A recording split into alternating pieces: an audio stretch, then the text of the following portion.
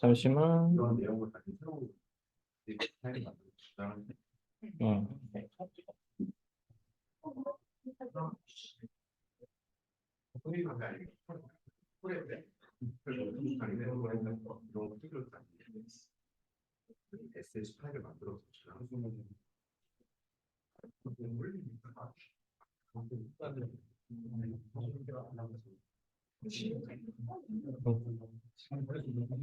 이제 시작할게요. 네. 오늘 마지막 세션에 와주셔서 고맙고요. 마지막으로 XAI로 이번 학기 세션을 좀 마무리하고자 합니다. 제가 지금 예전에도 좀 올라오다 좀 숨이 많이 바쁜데 많이 끊겨도 좀 이해해 주시고 오늘 좀 일정이 또 촉박할 것 같아서 바로바로 시작하도록 하겠습니다. 자, 오늘 세션의 주제인 XAI랑 무엇일까? 네, 일론 머스크가 만든 인공지능 기술 회사 아니고요. Explainable Artificial Intelligence 이 세 단어의 약자입니다. 즉 인공지능 알고리즘의 추론을 이해해서 사용자로 하여금 그 처리 결과를 신뢰할 수 있게끔 만드는 방법론을 의미합니다. 네. 이제 XAI에서 주로 답변하고자 하는 질문은 인공지능이 기본적으로 블랙박스 모델이라는 점에서 출발합니다. 데이터의 어떤 요소가 인공지능으로 하여금 그런 결론에 도달하게 했는지, 우리가 만든 인공지능의 뚝배기는 도대체 어떤 방식으로 동작하는 건지, 이런 질문들에 대한 답을 제공하고자 하는 게 XAI라고 생각하면 될 것 같습니다. 일단 XAI가 무엇이고 세부적으로 어떤 기술들이 있는지 더 파헤치기 전에 XAI가 도대체 왜 필요한지에 대해서 좀 짚어보도록 하겠습니다. XAI 그까이 거 없어도 되는 거 아닌가요? AI에 대한 신뢰는 별도의 설명이 없더라도 훌륭한 퍼포먼스로 대체할 수 있다. 이렇게 생각하시는 분들이 많고 사실 저 그렇게 생각을 많이 했어요. 하지만 이제 인공지능은 이제 우리 생활에 필수 불가결한 요소가 되었고 이제 우리는 이제 반드시 XAI가 던지고자 하는 질문들을 같이 던져야 하는 상황에 오고야 말았습니다. 우선 지금 보시는 화면의 질문으로 한번 시작을 해보죠. AI가 우리를 대체한다 어쩐다 말이 많은데 아직은 그렇지 못하고 있고 그리고 앞으로도 그러기에는 많은 어려운 점들이 있을 것으로 예상되고 있는데 짐작되시는 부분이 있으실까요? 상대요?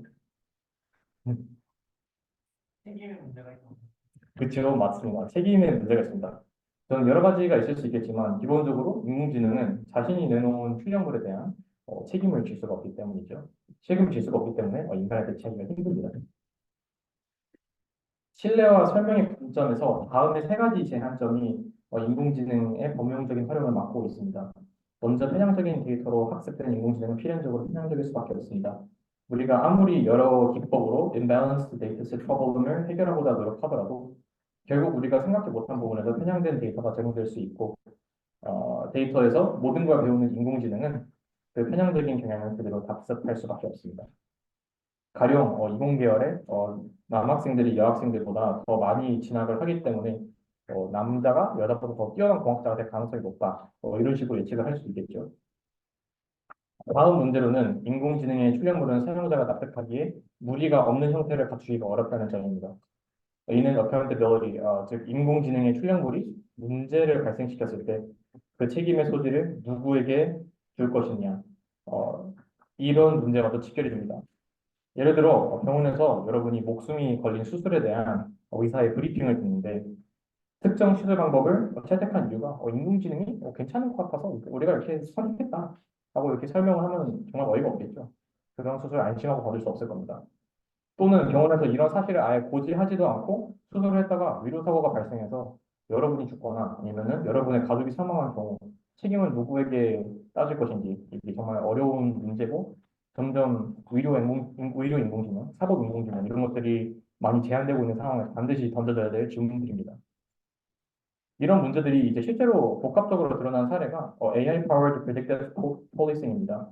이제 미국도 되게 특이한 나라인데 이 일부 주들이 예산 문제로 경찰력을 원하는 만큼 전개를 못하면은 이 경찰력의 일부를 인공지능으로 대체를 해요. 이게 도대체 어떻게 되는 거냐면은 과거 범죄 데이터랑 인구 데이터를 학습한 인공지능이 어떤 어, 과정을 통해서 사법 집행에 있어서 보조를 하는 거예요. 여러분도 이제 아시다시피 근데 실제 범죄율의 측면에서 흑인들이 항상 높은 범죄율을 기록하는 것도 아님에도 불구하고 미국 경찰의 과잉 진압, 이제 특히 과잉 진압에 의해서 사망 사고가 발생하는 경우는 피해자가 흑인인 경우가 대다수일 정도로 미국 경찰의 특정 인종 집단에 대한 편향적인 사법 집행은 잘 알려져 있는 사실이에요. 이렇다 보니까 과거에 수집된 범죄 경력 및 체포 경력 데이터는 흑인 커뮤니티에 있어서 인공지능에 의해 불합리한 사법 집행을 받을 가능성을 제시하게 됩니다. 실제로도 이미 데이터셋에 바이어스가 있는 점은 잘 알려져 있고, 이렇게 편향된 데이터를 학습된 인공지능이 편향된 정보를 제공했을 때 경찰이 이를 또 수용한다면 더 많은 흑인들이 체포되고 이들의 체포 경력이 똑같이 데이터셋에 포함되는 악순환이 발생할 여지가 있습니다. 이렇다시피 인공지능은 적용 분야에 따라서 죄송합니다. 이렇다시피 인공지능이 적용 분야에 따라 가지는 파급력이 점점 커짐에 따라 잘못된 판단이 허용되지 않는 하이 리스크 상황에서 인공지능의 논리를 정당화하는 것이 매우 중요해졌고 이제는 의무 사항이 되었습니다. 여기 제가 이렇게 mandatory라고 적어놨는데 혹시 이게 무슨 뜻일까요? 승부님. 네, 맞습니다. 필수적이다, 의무적이다라는 뜻입니다. 그래서 한국의 의무 복무를 영어로 번역하면 이제 mandatory military service라고 하죠. 여기 훈련하고 있는 북군 병사 근처에서 이제 웃고 있는 남학생들이 있는데 어, 이 사진이 12년 전에 찍혔으니까 얘네들도 다 군대 갔을 거예요. 그러니까 이제 의무적인 거는 피할 수가 없다는 거예요. 근데 이제 XA가 필수적인 의무가 들었다는 겁니다. 도대체 어디서? 네, 유럽에서입니다. 아주 따끈따끈한 소식인데 작년 12월 EU에서 AIA, 즉 EU Europe Union Artificial Intelligence Act 이게 통과가 되었습니다. 보시는 바와 같이 인공지능의 활용 분야와 그에 따라 인공지능이 가지는 잠재적인 위협에 따라 비례적인 법적 규제를 적용하여 인간의 기본권을 보호하기 위해 마련된 조치인데요. 여기 중앙에 있는 하이 리스크 그룹에 해당하는 분야를 보면 사법, 이민, 교육, 그리고 이제 건강, 의료 분야죠. 이렇게 인공지능들이 좀 큰 임팩트를 만들기를 기대하고 있는 분야들이 포함되어 있습니다.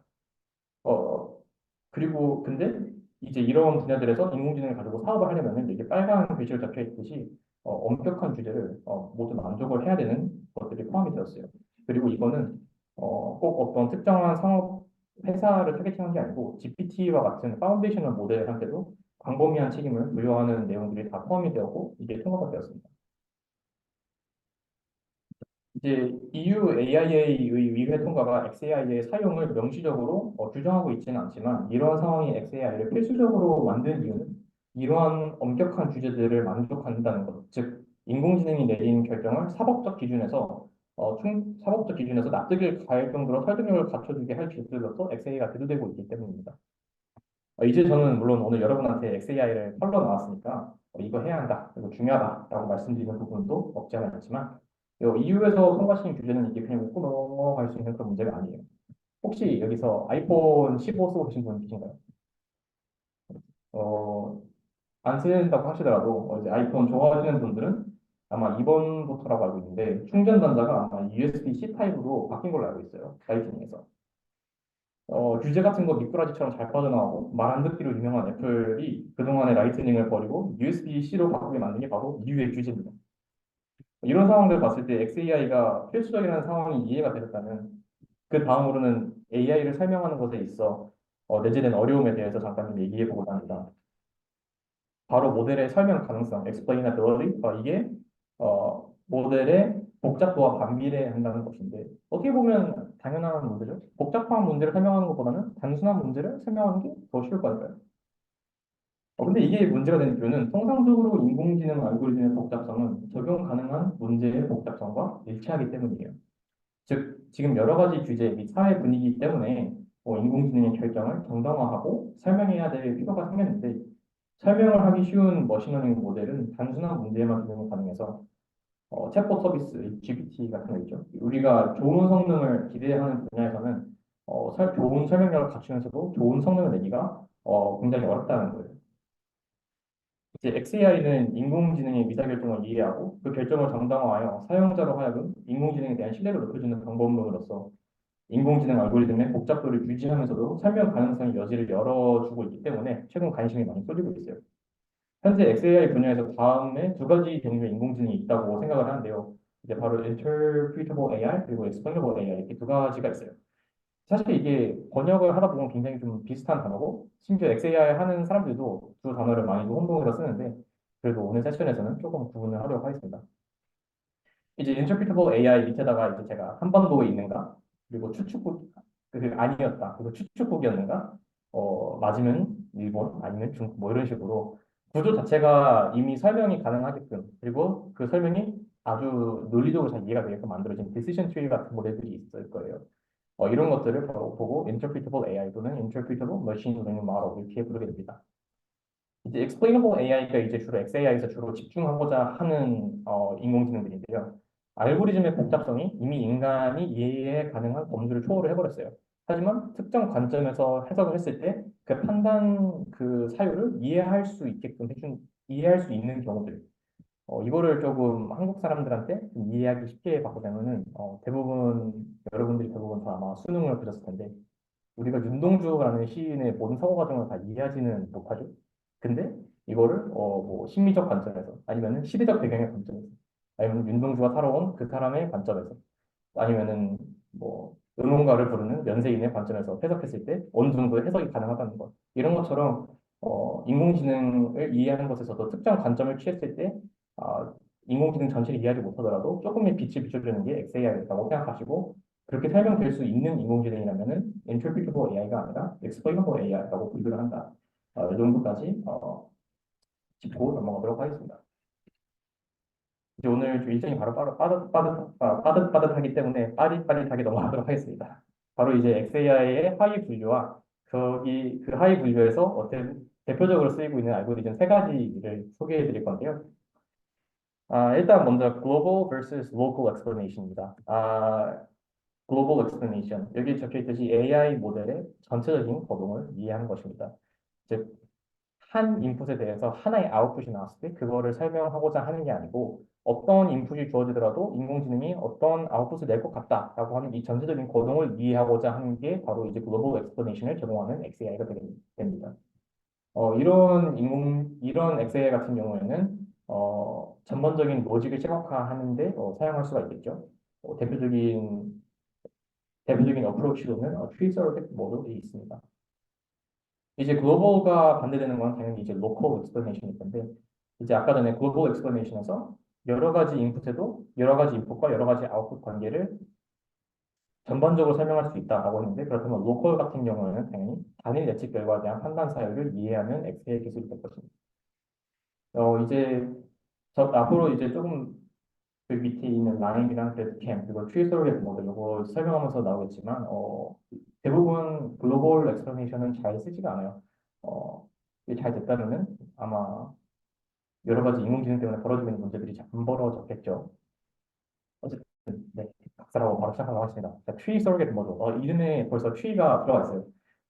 이 트리 서로게트 모델의 직관이 뭐냐면은 이 블랙박스 모델에서 인풋이 주어지고 아웃풋이 나오는데 여기에 도대체 어떤 방식으로 적용되는지 모르겠지만 우리가 아까 interpretable AI라고 하는 것 중에 하나가 tree였죠. tree는 인간이 되게 이해하기 쉬운 구조를 가지고 있기 때문에 만약에 요 블랙박스 모델의 행동을 tree로 근사할 수 있다면은 그러면 그 tree를 보고서 우리가 이 인공지능을 어느 정도 설명할 수 있지 않을까? 이게 바로 그 직관이에요. 그래서 실제로 트리 서로겟 모델을 만들려면은 이미 학습이 끝난 블랙박스 모델에다가 요 X1 뭐 X2부터 XN까지 뭐 수많은 입력 데이터 포인트들이 있을 거고 거기에 대해서 Y 햇들이 엄청나게 많이 나오겠죠. 이 여기서 이제 제가 굳이 Y 햇이라고 한 이유는 보통 우리가 통상 인공지능을 학습시킬 때 지도 학습을 한다고 가정할 때 우리가 학습시키는 페어는 X1 그리고 ground truth Y1 페어일 텐데 여기서는 지금 우리가 Y1을 맞추고자 하는 게 아니고 지금 블랙박스 모델의 예측인 Y 뭐 N 햇을 예측하고자 하는 것이기 때문에 X1과 Y1 햇, X2와 Y2 햇, 요 블랙박스 모델의 블랙박스 모델이 예측한 레이블 또는 블랙박스 모델의 예측값을 그라운드 트루스로 해서 소로겟 모델을 학습시키게 됩니다. 이제 제가 아까 전에 소로겟 모델이라고 하고 어떤 모델인지 말씀을 안 해드렸는데 그 이유가 사실은 여기 지금 트리 소로겟 모델에 대해서 얘기하고 있지만 꼭 트리일 필요는 없어요. 리그레션이 될 수도 있고 트리가 될 수도 있고 뭐가 되었든 원래 블랙박스 모델보다도 더 단순하면서도 블랙박스 모델의 거동을 설명할 수 있으면은 서로겟 모델로서 대리 설명을 할 수 있다. 라고 설명을 하게 되고요. 그 매트릭으로서는 여기 나와 있는 것처럼 R 스퀘어드를 이용해서 서로겟 모델이 블랙박스 모델의 분선을 최대한 설명하면 설명할수록 블랙박스 모델의 행동을 잘 분산한다라고 이해를 하게 됩니다. 이제 당연히 이제 장점의 경우로는 디시션 트리 쓰면은 모델 로직 굉장히 간단하게 시작할 수 있죠. 사이클론에도 굉장히 잘 구현되어 있습니다. 코드 몇 줄이면 금방 할 수 있어요. 그리고 아까 봤듯이 지금 제가 이제 뉴럴 네트워크를 그려놓기는 했는데 정확히 어떤 모델이라고 말을 안 했어요. 그런 이유는 말 그대로 model agnostic, 즉 모델에 상관없이 무조건 사용할 수 있는 방법이라는 뜻이에요. 왜냐하면 우리는 지금 그 모델의 전반적인 로직을 완벽히 모사하다는 게 아니고 그냥 어떤 행동만 똑같이 따라하면 되니까요. 그리고 만약에 그럴 경우는 잘 없겠지만 이 서로겟 모델이 블랙박스 모델이랑 정말 비슷하게 일을 처리하는 결과가 일이 생겼다고 친다면은 어떤 서비스를 제공하는 입장에서는 실제 블랙박스 모델을 처음부터 끝까지 다 인퍼런스를 시키는 것보다 더 단순한 그리고 더 라이트한 트리 서로겟 모델을 이용해가지고 사용자한테 어떤 서비스를 제공하는 게 더 나을 수도 있겠죠. 이런 것들이 장점이지만 여러분들 생각하시다시피 당연히 지금 어려운 문제를 풀려고 복잡한 블랙박스 모델을 썼는데 그걸 또 단순한 모델로 설명하는 게 당연히 쉽진 않겠죠. 일단 가장 첫 번째 단점으로는 뭐가 있냐면은 지금 아까 말씀드렸다시피 학습되어 있는 데이터 페어가 인풋과 그라운드 트루스가 아니고 인풋과 Y 해시예요. 즉 어떤 데이터로부터 그라운드 트루스와 간의 관계를 학습하는 게 아니고 어떤 모델의 행동을 모사하려고 하는 거기 때문에 그 설명하고자 하는 대상, 흉내내고자 하는 대상이 블랙박스 모델 자체의 성능이 형편이 없으면은 당연히 그거를 보고 똑같이 따라하려고 한 서로겟 모델의 설명력도 형편없을 수밖에 없습니다. 그리고 이제 여기 밑에 나와 있듯이 적절한 R 스퀘어드 값을 알 수가 없다. 굉장히 임피리컬하게 다가가야 된다. 그리고 서로겟 모델의 블랙박스 유사성이 데이터셋 전반에 걸쳐 일정하지 않고 특정 경우에만 굉장히 근사하는 경우를 보일 수도 있다. 이런 여러 가지 장점들 때문에 글로벌 익스플레네이션 XAI는 잘 안 씁니다. 기술 개발도 당연히 어렵고요.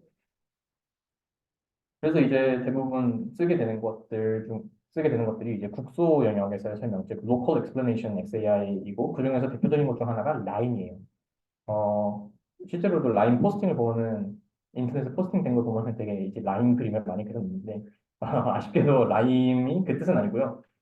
여기 보면 뭐 Local Interpretable Model Agnostic 뭐 영어가 너무 많은데 그냥 단순하게 설명하면 미분이랑 아이디어가 똑같습니다. 우리 고등학생 때 되게 자주 본 그림일 텐데 미분의 가장 기본이 되는 아이디어는 곡선이라 하더라도 엄청나게 가깝게 보면은 직선 같다는 거죠.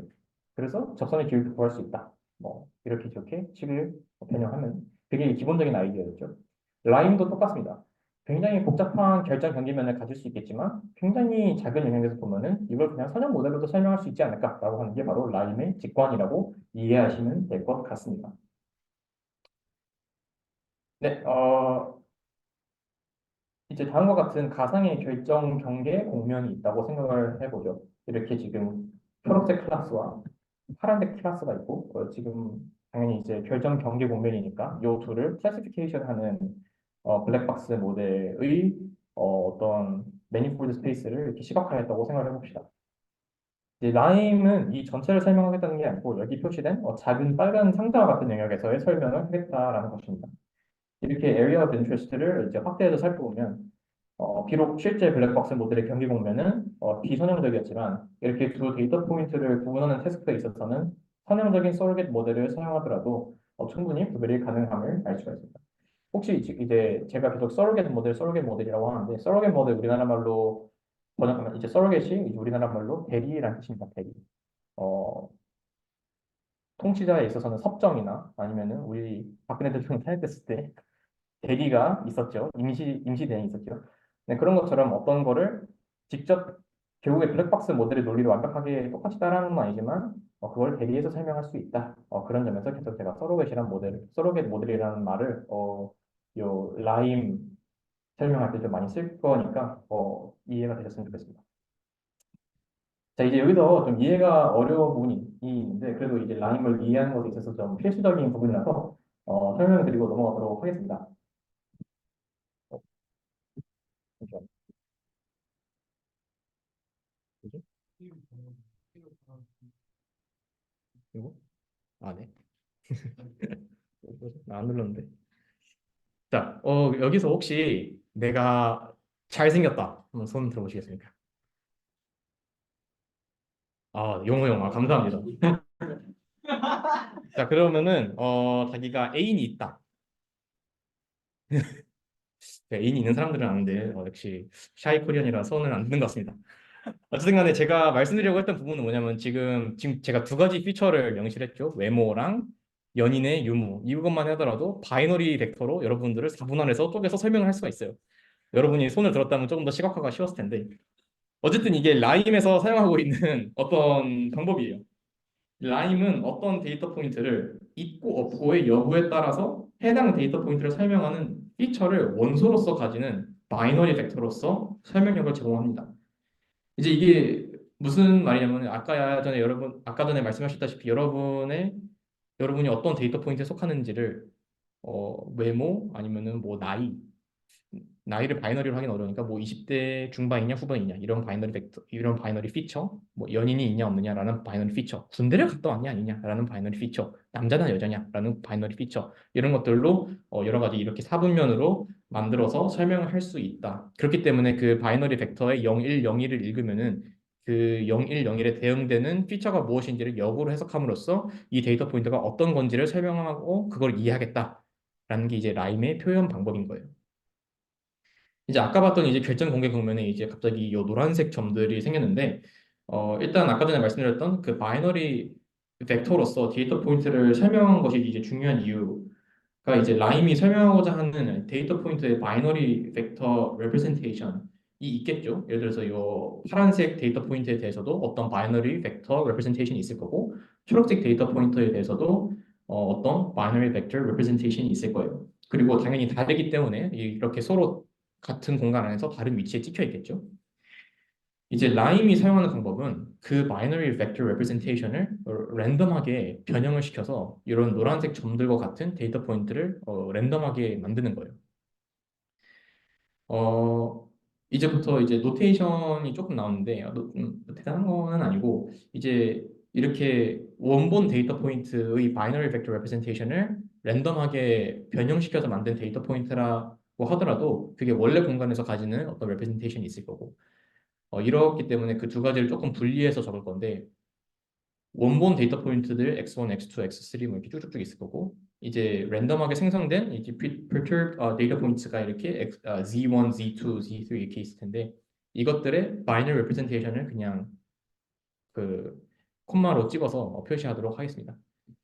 그래서 이제 perturbed 데이터 포인트 즉 랜덤하게 생성된 데이터 포인트에도 그 바이너리 벡터 레프레젠테이션은 그에 대응되는 z1 프라임, 뭐 Z2 프라임, Z3 프라임 이렇게 쭉쭉쭉 있을 거고 오리지널 데이터 포인트들도 자신의 그 특성에 기반한 그 바이너리 벡터 레프레젠테이션이 x1 프라임, x2 프라임 이렇게 쭉쭉쭉 있을 겁니다. 자, 이제 여기서 라임이 하고자 하는 것은 이 바이너리 벡터 레프레젠테이션을 도메인으로 즉 정의역으로 가지는 linear surrogate 모델을 가지고 오리지널 바운더리 펑션인 f를 근사하는 것입니다. 즉 여기서 이제 제가 노테이션을 아까 전에 좀 분명하게 구분해서 설명드리려고 했던 이유가 뭐냐면은 좀 이따 이제 뒤에서 얘네들의 로스 펑션이 나올 텐데 그 로스 펑션에서 분명히 둘 다 비슷한 걸 설명하려고 하는데 그 정역에 들어가는 어떤 수학적 기호의 노테이션이 좀 다르게 되어서 그거를 혼동시키지 않기 위해서 조금 설명을 드린 겁니다. 다시 말씀드리자면은 이제 오리지널 바운더리는 당연히 이제 오리지널 레프레젠테이션에서 워킹을 하기 때문에 당연히 그 정의역으로서 x 또는 z를 인풋으로 받게 됩니다. 프라임 없이. 하지만 linear surrogate 모델 같은 경우에는 binary vector representation 공간에서 학습을 하고 있기 때문에 z1 프라임 또는 x1 프라임, 뭐 x2 프라임 이렇게 아니면 xn 프라임, zn 프라임 이런 것들을 인풋으로 받게 됩니다. 그래서 라임의 아이디어는 그거예요. 이렇게 새로 생성된 데이터 포인트들을 학습 데이터로 사용을 하겠다는 거예요. 이제 그러면은 이제 학습 데이터를 가지고 이 linear surrogate 모델을 오리지널 바운더리에다가 최대한 근사를 시키겠다는 건데 그렇게 한다면 이제 지도 학습이 되는 거고 지도 학습이 된다면 당연히 레이블이 필요하게 될 것인데 아까 말씀드린 것과 같이 서로겟 모델이 학습을 하는 데이터의 레이블은 원래 설명하고자 했던 그 블랙박스 모델이 부여한 레이블을 학습을 하게 됩니다. 즉, 요렇게 노란색 점들, 이렇게 랜덤하게 생성한 그 점들에 대해서 점들을 인풋으로 줬을 때 모델이 내놓는 아웃풋, 즉 FZ가 되겠죠.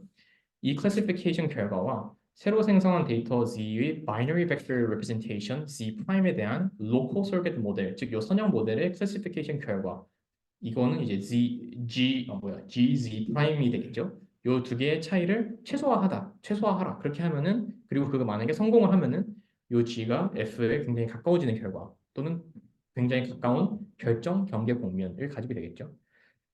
이제 Z랑 Z 프라임 갑자기 막 뭔가 말이 많고 말이 빠르고 막 이럴 수가 있는데 그냥 쉽게 생각하면은 같은 데이터 포인트들을 비슷하게 클래시피케이션 할 수 있도록 그 둘 간의 차이를 계산한 다음에 그것의 제곱을 최소화시키는 것이 이제 라임의 학습 방법이라고 생각을 하시면 될 것 같습니다. 네, 알고리즘이 당연히 펴줘야 되죠. 자, 근데 이제 아까 전 그림이랑 지금 그림이랑 조금 구분해 보면은 뭔가 다른 점이 하나 있는데 혹시 뭐가 다를까요? 두영이 형. 이게 이전 그림이고 이게 지금 그림인데 뭐가 다를까요?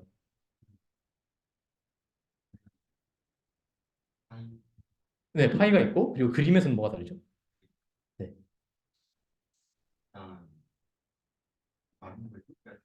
맞습니다. 이제 이게 뭐를 직관적으로 표현한 거냐면은 원본 데이터셋이랑 이제 랜덤하게 생성한 데이터 포인트들도 원본 데이터들이랑 다 전부 다 다른 거리를 가지게 될 텐데 학습을 함에 있어서 그 리니어 서로겐 모델을 학습함에 있어서 원본 데이터랑 더 가까운 데이터들이 당연히 더 중요하겠죠. 그것들을 어떤 함수로서 반영을 하겠다는 겁니다. 즉 더 가까운 데이터 포인트들의 그 로스, 즉 FZ-GZ 프라임 요거의 스퀘어에다가 더 큰 값을 곱하고 더 멀리 있는 것들에게는 더 작은 값을 곱해서 더 가까운 것들을 중요시하겠다. 그리고 이런 텀을 하나 둠으로써 이제 로컬 설명을 더 충실하게 하게 됩니다. 이제 요 시기를 제가 시간이 많으면은 이 시기 뭔지에 대해서 막 질문도 하고 막 뭐 칭찬도 하고 뭐 이러겠지만 시간이 없어가지고 그냥 단순하게 얘기하면은 우리 SBM 때 혹시 그 가우시안 커널 기억하시면 그 가우시안 커널이랑 똑같은 식입니다. 즉 그 가우시안 커널로서 원본 데이터 포인트와 이 마름모 데이터 포인트 간의 그 거리를 계산해서 가까우면은 더 큰 값을 곱하고 멀면은 더 작은 값을 곱해서 가까운 데이터 포인트들을 먼 데이터 포인트들보다 더 학습에 크게 반영했다. 이런 거를 표현한 식이라고 생각하시면 될 것 같습니다. 마지막으로 지금 뒤에 그 ridge regression regularization term이라고 나와 있는데 이제 우리가 원하는 거는 최대한 단순한 리니어 서로겐 모델이에요.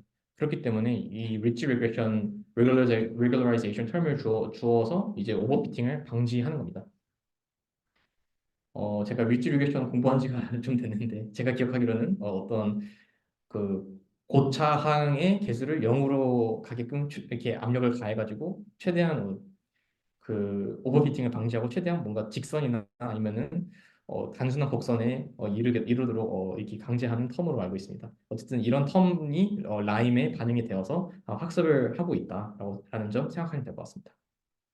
결국에 앞에 있는 텀은 로컬 영역에서의 서로겐 모델이 F의 faithfully, 즉 충실하게 근사하도록 강제하는 텀인 거고 뒤에 있는 거는 오버피팅을 강제하는 텀이라고 생각하시면 될 것 같습니다.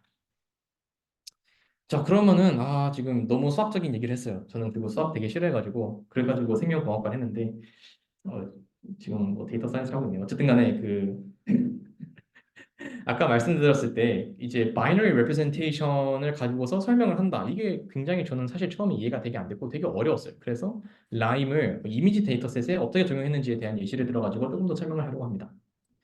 이제 binarized permutation이라고 한다면은 아까 전에 설명을 떠올려 본다면은 그렇다면은 어떤 데이터 포인트를 바이너리 010101로 이루어진 어떤 긴 벡터를 표현을 하겠다는 거고 그 01의 값을 바꿔가지고 이렇게 랜덤한 데이터 포인트들을 생성한다는 거잖아.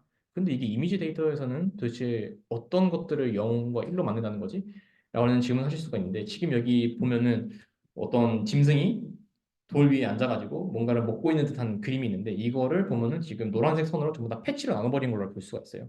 이 패치 하나를 이제 슈퍼 픽셀이라고 부르게 되는데 이 슈퍼 픽셀이 있고 없고를 바이너리 벡터를 표현하게 된 것 이것이 이제 바로 바이너리 벡터 레프레젠테이션이라고 생각을 하시면 됩니다. 즉 이게 무슨 말이냐면은 지금 원본 데이터셋에서는 당연히 모든 슈퍼 픽셀들이 존재를 하겠죠. 전부 다 1일 거예요. 근데 여기다 이제 랜덤 퍼뮤테이션을 하게 되면은 어떤 것들은 랜덤하게 0으로 변하게 될 거예요. 그렇게 되면은 이렇게 숭숭 빠진 그림들이 형성이 되고 이것들이 노란색 마름모, 즉 새로 생성된 데이터들이 됩니다. 네, 이렇게 해가지고 라임이 설명력을 그럼 어떻게 제공할 것이느냐? 오케이, 좋아. 그러면은 지금 바이너리 레프레젠테이션이 어떤 식으로 이루어지는 거고 여기서 랜덤 퍼뮤테이션 새로운 데이터 포인트를 형성한다는 것도 어떻게 하는 건지 이해가 됐어. 그래가지고 결국 설명을 어떻게 할 건데? 라는 이제 질문을 하실 수가 있는데 결국에 이렇게 새로 생성된 데이터 포인트들을 이용을 해가지고 리니어 모델이 충분히 그 오리지널 바운더리에 페이스풀하게 즉 충실하게 학습이 되었다고 가정을 했을 때 그렇다면은 아까 말씀드렸다시피 새로 생성된 데이터셋이라 하더라도 그리고 랜덤하게 생성이 되겠지만 어떤 것들은 원본 데이터에 더 가깝기 때문에 이렇게 구멍이 숭숭 빠진 데이터라 하더라도 그 확률을 이게 원본 데이터의 그라운드 트루스 레이블이랑 같을 확률을 쟀을 때 더 큰 확률을 가지는 랜덤 커뮤테이티드 데이터 포인트가 있을 거고 아니면 되게 중요한 정보가 빠진 데이터가 있어가지고 그 확률이 되게 낮게 측정이 되는 랜덤 커뮤테이티드 데이터 포인트들도 있을 겁니다. 이런 데이터 포인트들 중에서 상위 몇 개 패치들을 모아가지고 모아 붙이면은 지금 이렇게 슈퍼 픽셀들, 즉 중요한 슈퍼 픽셀들이 모이겠죠. 이 중요한 슈퍼 픽셀들이 이제 모여가지고 이 픽셀들이 모여 있기 때문에 이 픽셀들이 모여 있어서 이 랜덤 커뮤테이티드 죄송합니다. 여기 지금 이 사진에 포함되어 있는 슈퍼 픽셀들을 포함한 랜덤 데이터 포인트들이 원본 데이터 포인트들이랑 가까울 확률이 되게 높다더라. 라고 해서 그 픽셀들을 모았을 때 이런 사진이 나온다라는 식으로 설명을 하는 건데 지금 보면은 이제 그 사진들을 모았을 때 조금 이제 바위 사진이랑 하늘 사진 조금 섞이긴 했지만 그래도 이제 라이언이 전부 다 제대로 포함이 되었죠. 이런 식으로 해서 설명력을 제공하는 게 라임이라고 생각하시면 될 것 같습니다. 네. 슈퍼픽셀은 어떻게 가능해요?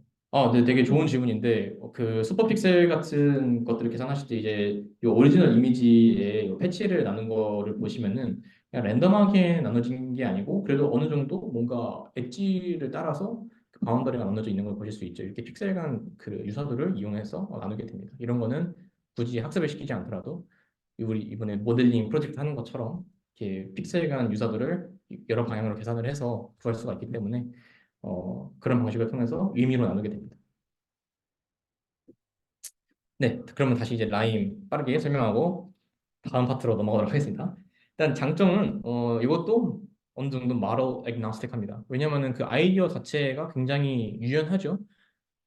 결정 공개 도면을 자세히 보면은 예쁜 게 아니라 선형적이다라는 걸 아이디어를 이용한 거고 그렇기 때문에 이제 태블릿 데이터, 이미지 데이터, 그리고 텍스트 데이터 모두에 적용이 가능합니다. 근데 이제 단점으로는 이제 랜덤 이 라임이 학습하는 방식 그 자체가 단점이 돼버리는데 바로 이제 랜덤 퍼뮤테이션 또는 퍼터베이션에 의해서 새로운 데이터 포인트들을 할 때마다 설명을 시킬 때마다 새로 만들어내기 때문에 같은 예측에 대한 설명을 여러 번 여러 번 설명을 시키면은 이제 서로 다른 데이터 포인트들이 만들어질 것이기 때문에 그 설명이 일정하지 않을 수가 있어요. 이런 단점이 있고 그리고 이제 그 similarity metric 아까 전에 이제 제가 가우시안 커널을 보여드렸는데 그 이제 그 가우시안 커널도 사실 이제 원래 논문에 나온 예시고요. 데이터셋의 특성에 따라서 적절한 similarity metric을 이제 empirical하게 적용시켜보고 찾아야 됩니다. 그렇기 때문에 이런 하이퍼 파라미터에 의해서 영향을 많이 받는다는 단점이 있다고 합니다. 네. 이제 거의 마지막 부분인데요. 벌써 30분밖에 안 지났어요. 잠시만 제가 물 좀 마시겠습니다. 힘들어.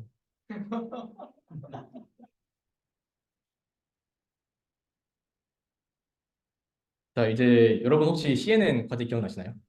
네, 제가 인턴을 그 CNN 모델 만드는 걸로부터 시작을 해가지고 제가 CNN 모델을 참 좋아하는데 그 CNN 그래서 그 CNN 모델을 설명하는 요 XAI에 대해서 처음 듣게 되면서 제가 XAI에 처음 관심을 가지게 됐어요. 그 기술의 이름이 바로 이제 그래드캠이고 그 그래드캠에 대해서 여러분들한테 좀 소개를 시켜드리고 싶어서 가장 마지막 부분에 이렇게 좀 준비를 하게 됐습니다. 이제 그래드캠을 설명하기 전에 먼저 캠에 대해서 알 필요가 있어요. 캠은 이제 카메라가 아니고요. Task Activation Mapping이라고 하는 요 세 명단어의 줄임말이 됩니다. 이 Task Activation Mapping이라는 요 이것도 어떤 피처 맵, 어떤 활성 액티베이션 맵인데 이걸 얻게 되면은 원본 사진에서 어떤 픽셀들이 중요한지를 얻게 돼요. 근데 어떤 중요한 픽셀들을 어떻게 하느냐? 그러니까 중요한 픽셀들은 그럼 어떤 픽셀들이 있느냐? 라는 질문을 하신다면은 그거는 모델이 만약에 이 사진을 보고 어린 아이다라는 클래시피케이션을 내렸다면 당연히 그 어린 아이의 얼굴이라든지 몸이라든지 이런 곳에 있는 픽셀들이 당연히 중요한 픽셀들이 될 것이고 만약에 여기 밑에 있는 오스트리안 테리어, 오스트레일리안 테리어네요. 네, 이 오스트레일리아 테리어라는 클래시피케이션을 내놨다라고 하면은 당연히 그 강아지 쪽에 있는 픽셀들이 중요한 픽셀이 될 겁니다. 이제 앞으로 이제 계속 픽셀이 중요하다, 이 픽셀은 중요하지 않다, 저 픽셀은 반대 의미다, 뭐 이런 말을 하게 될 텐데 그 의미가 이제 그 의미론적으로 그 픽셀들이 어떤 정보를 담고 있는지에 대해서 생각해 보시면 될 것 같다라는 점을 말씀드리겠습니다. 일단 요캠이라고 하는 거는 컨볼루션을 사용하는 CNN 모델 중에서도 가장 마지막에 그 fully connected 레이어를 쓰기 전에 그 global average pooling을 하는 모델들에 대해서만 이제 사용이 가능한 XAI 방법인데요.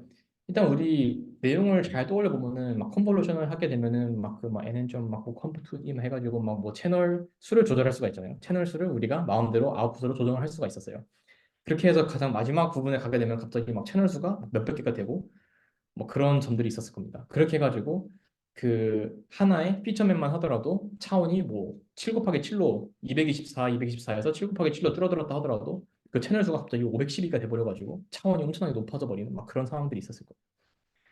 이제 그런 상황에서 이제 우리 과제 했을 때는 제가 기억하기로는 아마 그냥 일자로 쭉 펴가지고 그냥 풀리 커넥티드 레이어에다가 집어 넣어가지고 클래시피케이션을 시켰던 걸로 기억하는데 이렇게 되면 좀 연산량이 많아지는 문제도 있고 해가지고 이거를 그냥 그 픽셀들의 그냥 평균값을 취해버려서 그거를 그럼 평균값을 취해버리면은 그냥 피처맵 하나당 그냥 스칼라 하나 튀어나오게 되잖아요. 그러면은 그 스칼라 즉 그 채널의 개수만큼의 차원을 가지는 스칼라들로 이루어진 어떤 벡터가 이렇게 여기에 이제 튀어나오게 되겠죠.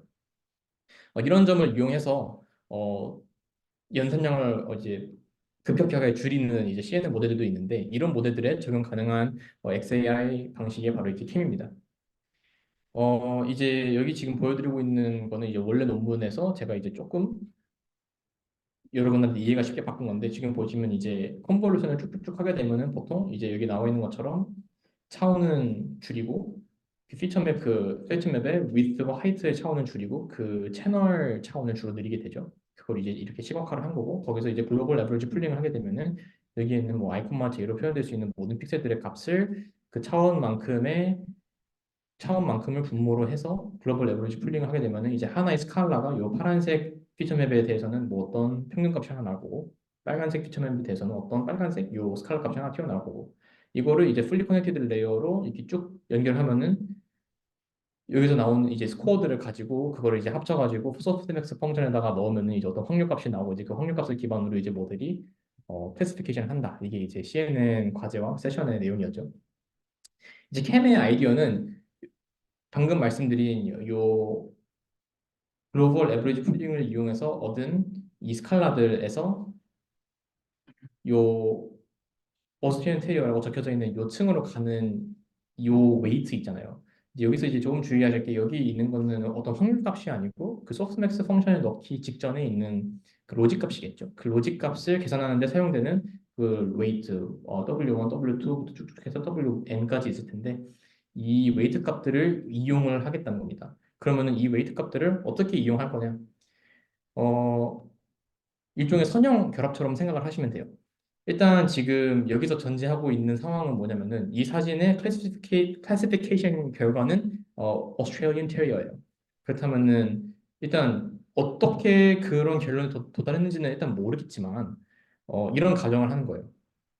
만약에 요 파란색 피처 맵을 글로벌 에버리지 풀링해서 얻어내는 요 스칼라가 오스트레일리안 테리어라고 하는 그 오스트레일리안 테리어라고 하는 그 결론에 다다르게 한 그 기여도가 컸다면은 그렇다면 우리 지금 소프트맥스 펑션을 사용하고 있기 때문에 당연히 요 웨이트 값도 커야겠죠.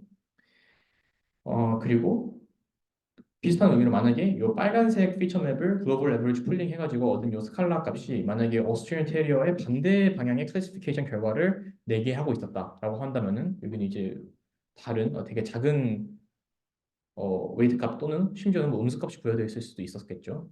이런 식으로 그 웨이트 값에다가 각 피처 맵이 요 클래시피케이션 결과를 얼마나 지지하고 있는지를 나타낸다. 그 정도를 이제 그 웨이트로 이제 해석을 하겠다. 이게 바로 캠의 아이디어입니다. 그렇기 때문에 얘네들은 이걸 어떻게 했냐면은 요 가장 마지막 요 글로벌 에버리지 풀링을 적용했던 요 마지막 피처 맵들 있잖아요. 이 피처 맵에다가 요 웨이트를 그냥 도로 곱해버린 거예요.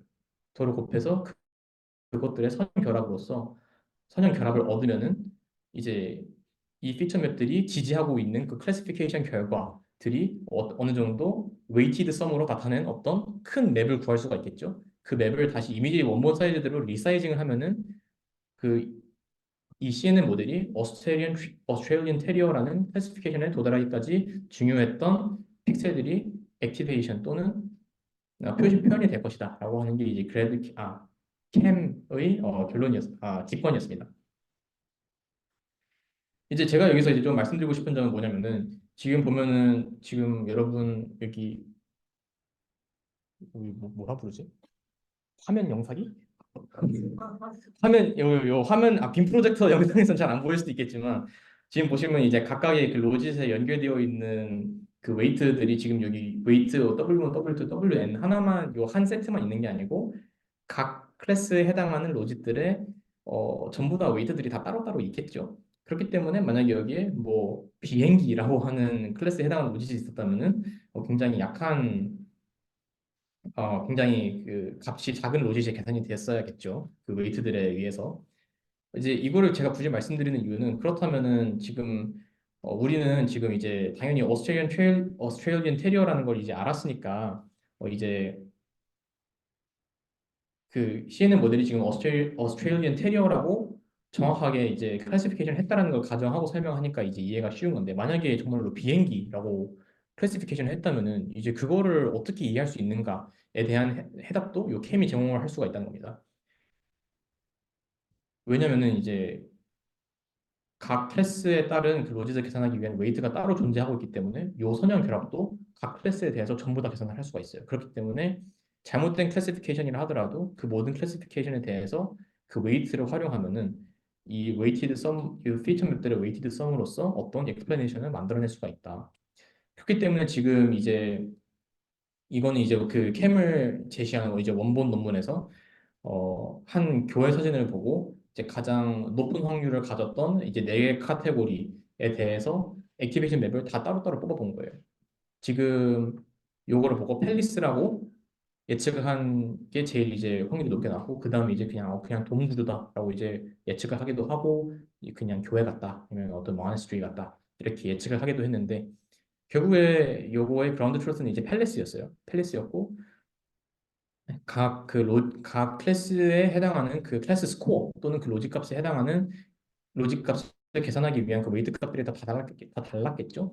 그리고 그 다 다른 웨이트 값을 가지고서 이 피처 맵들의 선형 결합을 했기 때문에 그거로부터 생성되는 이 캠 맵, 즉 모델이 왜 그런 결론에 도달하게 됐는지 그리고 그 결론에 도달하기까지 중요한 픽셀들이 뭐였는지 그것들이 이제 다 다르게 나타날 수밖에 없다라는 거를 이제 그냥 보여드리고 싶어서 가져왔습니다.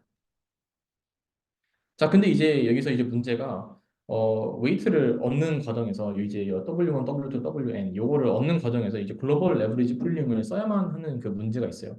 근데 사실 제가 처음에 그 글로벌 레버리지 풀링을 사용하는 모델이 있다라는 말을 드렸을 때 이제 연산량을 줄이기 위해서 그랬다라고 이제 말씀을 드렸는데 사실 원래 캠 논문에서는 그러진 않았어요. 연산량을 줄이려고 이렇게 한 게 아니고 이 픽셀들의 그 전반적인 요 피처맵 하나에 담긴 정보들 중에서 평균적으로 중요한 정보가 무엇인가라고 하는 거를 계산하는 방법으로서 글로벌 에버리지 풀링을 선택한 거지 연산량을 줄이려고 선택한 게 아니었거든요.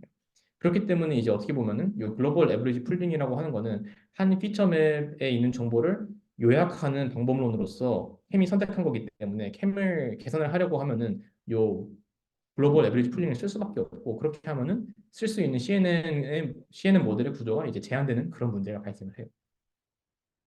이제 그래가지고 나온 게 이제 우리 마지막 이 세션의 그 마지막 부분인 그래드캠입니다. 지금 보면 이제 캠을 구성하고 있는 그 약자를 보면은 클래스 액티베이션 매핑이라 해가지고 그 클래스라는 예측 그 클래스라는 예측 결론에까지 도달하기까지의 가장 중요한 픽셀들을 액티베이트 하겠다라는 그 캠이라고 하는 그 명칭은 똑같은데 앞에 그레이디언트가 붙었죠. 이 이유가 뭐냐면 아까 전에는 글로벌 에브리지 풀링을 이용해서 각 피처맵에 담긴 중요한 픽셀들의 정보를 에브리지 하겠다라는 게 캠이었다면은 이제부터는 그 정보를 에브리지 풀링이 아니라 그레이디언트를 이용해서 계산을 하겠다라고 하는 게 이제 그레드 캠의 아이디어이기 때문에 이런 이름이 붙었다라고 생각하시면 될 것 같습니다. 이제 혹시라도 이제 그레드 캠 논문을 이제 한 번이라도 읽으신 분이 계시다면은 정말 박수를 쳐드리고 싶고요. 왜냐면 논문이 엄청 길거든요.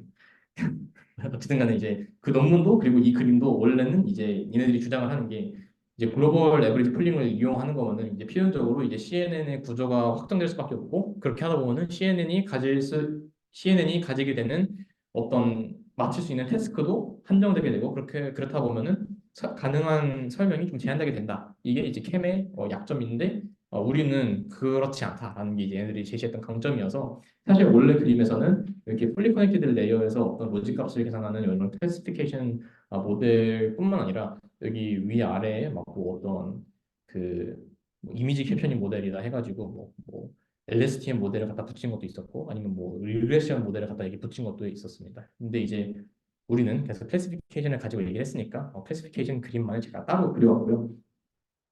이제 여기서 이제 중요하게 보실 거는 이제 이 두 가지 기울기의 흐름입니다. 하나는 이제 가이드 백프로파게이션이고 나머지 하나가 이제 우리가 잘 알고 있는 백프로파게이션인데 제가 어떤 거를 먼저 설명했는지 좀 기억이 안 나요. 어쨌든 간에 바로 넘겨보면서 설명 한번 해보도록 할게요.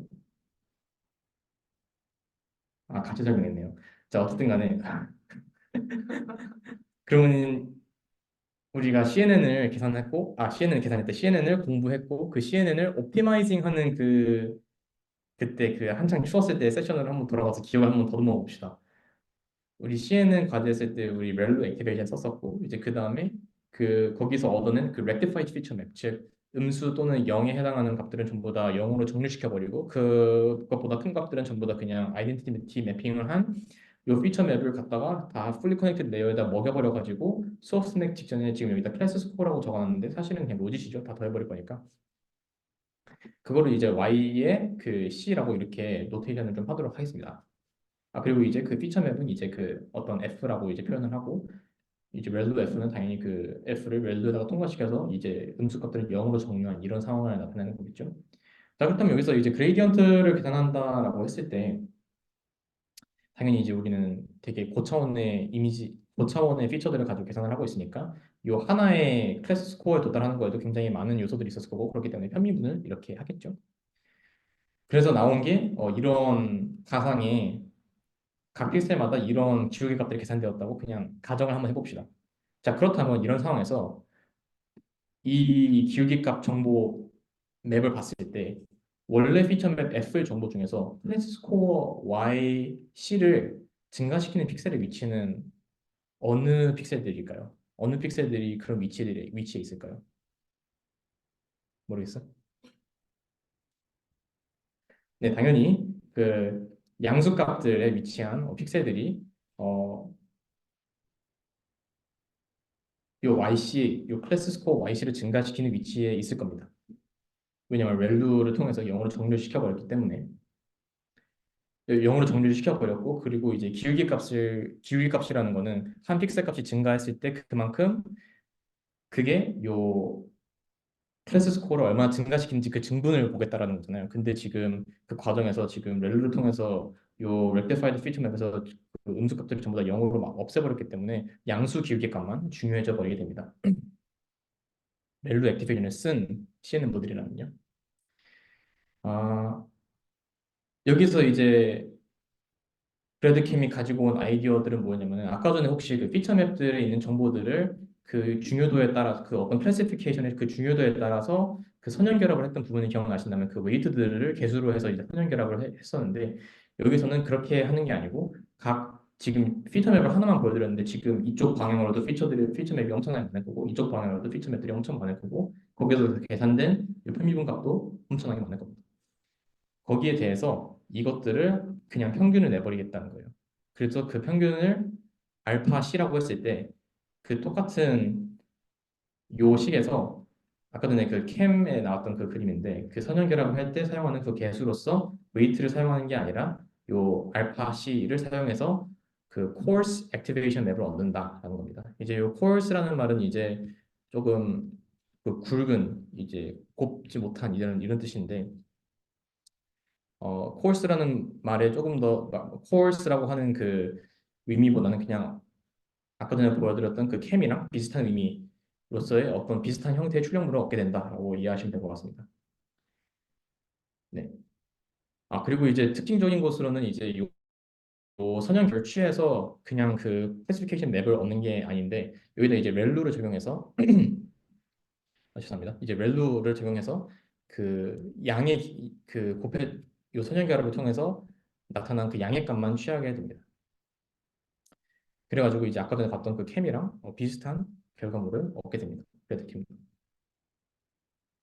이제 요 과정이 이제 정확히 어느 과정이냐면은 우리가 알고 있는 원래 CNN은 요 인풋으로부터 피처 익스트랙션을 해가지고 그 피처 맵들을 얻은 다음에 그거를 뭐 어떤 과정을 통해서 축소시킨 다음에 풀리 커넥티드 레이어에 넣어가지고 어, 어떤 로직 값을 얻는 요게 이제 일반적인 CNN의 과정인데 아까 보여드렸던 그, 그 평균적인 기울기값 알파 C를 계산을 해가지고 그거를 이제 다시 그 피처 맵에다 곱해가지고 모두 더해서 선형 결합을 얻은 다음에 거기다 렐루를 씌워가지고 이제 그 그래드 캠, 이 액티베이션 맵을 얻는 게 이제 아까 전에 설명드렸던 요 하단 요 부분입니다.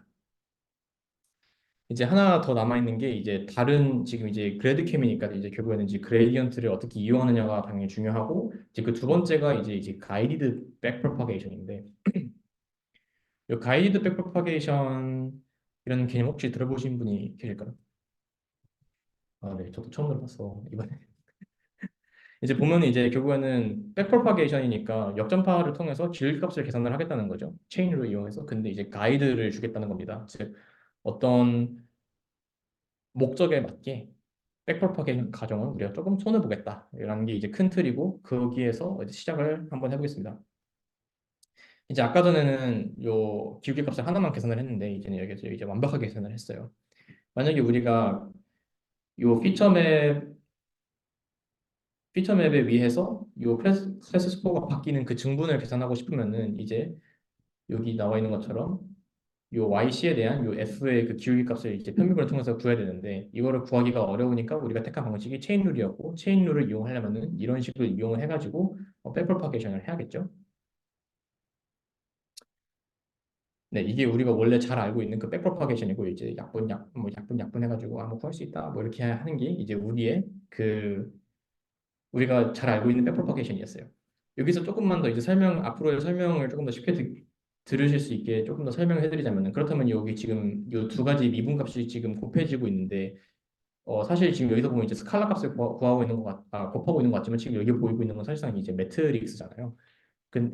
근데 이제 그러면은 요거는 요 값은 여기에 해당하는 매트릭스고 요 값은 여기에 해당하는 매트릭스고 요 값은 여기에 해당하는 매트릭스니까 행렬곱을 하나보다 이렇게 생각하실 수도 있겠지만 행렬곱을 하는 게 아니고 그 하드마드 프로덕트 즉 엘리멘트 와이즈 곱을 하게 됩니다. 즉 얘랑 곱해가지고 0을 얻게 되고 1과 3을 곱하게 돼서 3을 얻게 되고 0과 마이너스 1을 곱해가지고 0을 얻게 됩니다.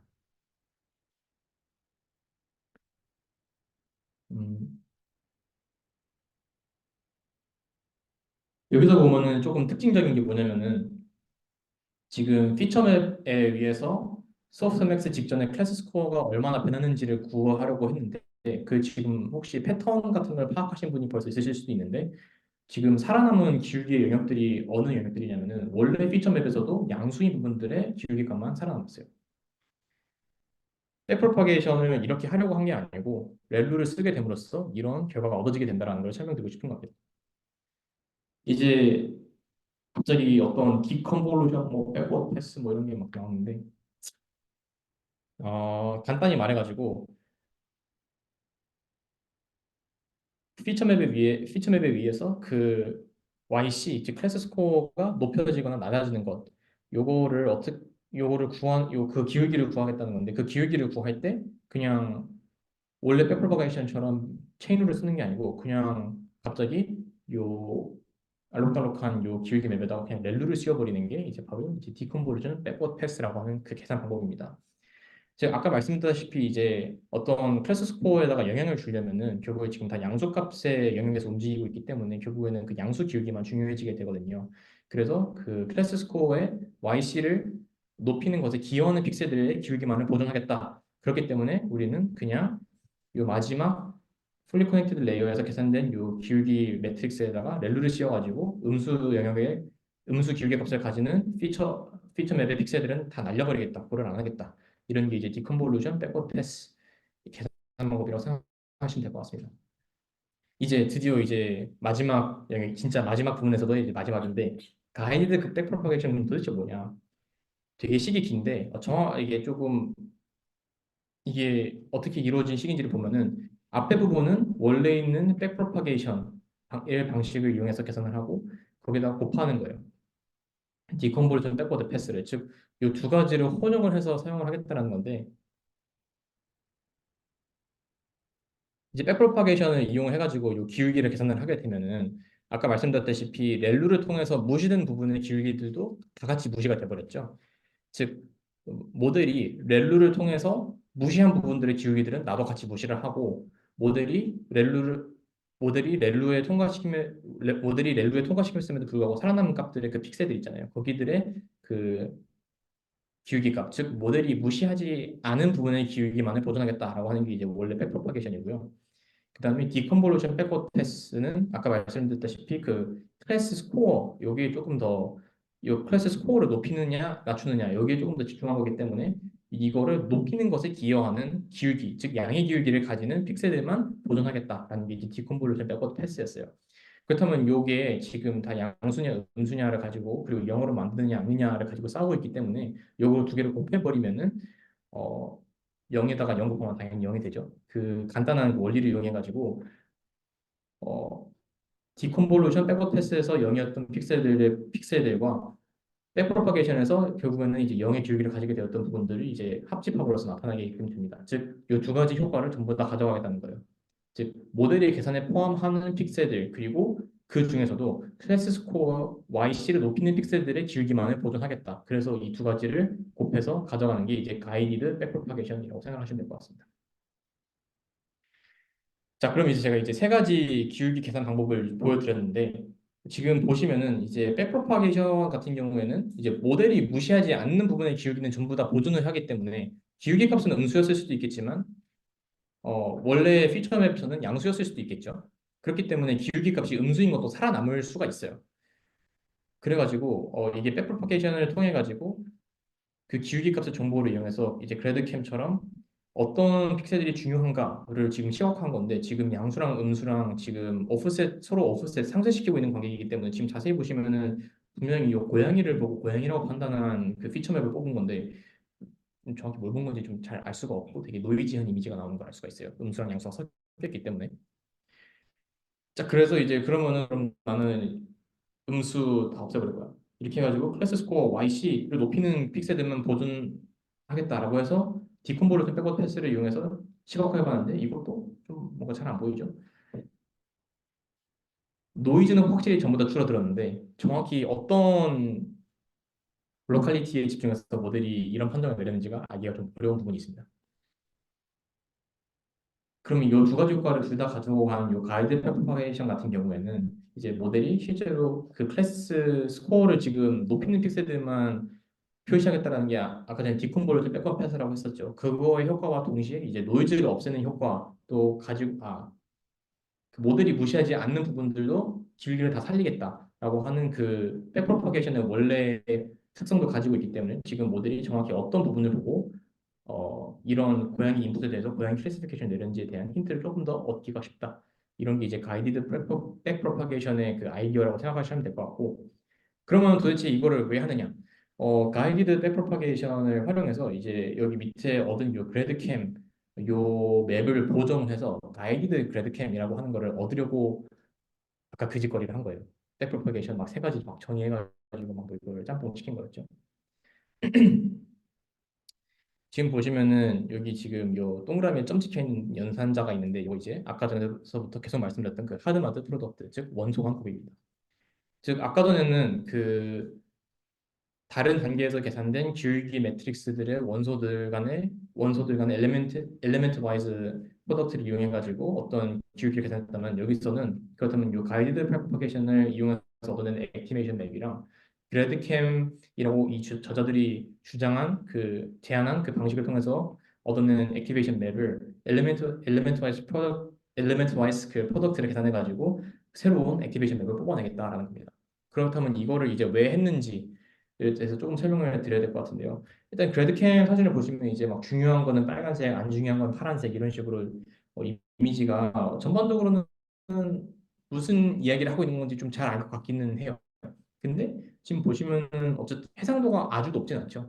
만약에 우리가 윤영진이라고 생각해? 라고 이렇게 왜 저 사진을 보고 윤영진이라고 판단을 했어라고 하면은 가르마를 탔고 뭐 안경을 썼고 뭐 이렇게 되게 레졸루션이 높은 설명을 할 수가 있는데 그래드캠을 이용해 가지고 CNN 모델이 판정을 한 결과를 시작해 버리면은 그냥 얼굴 영역에 그냥 빨간색 픽셀들 그냥 쫙 뿌려버리는 이런 효과가 난다는 거예요.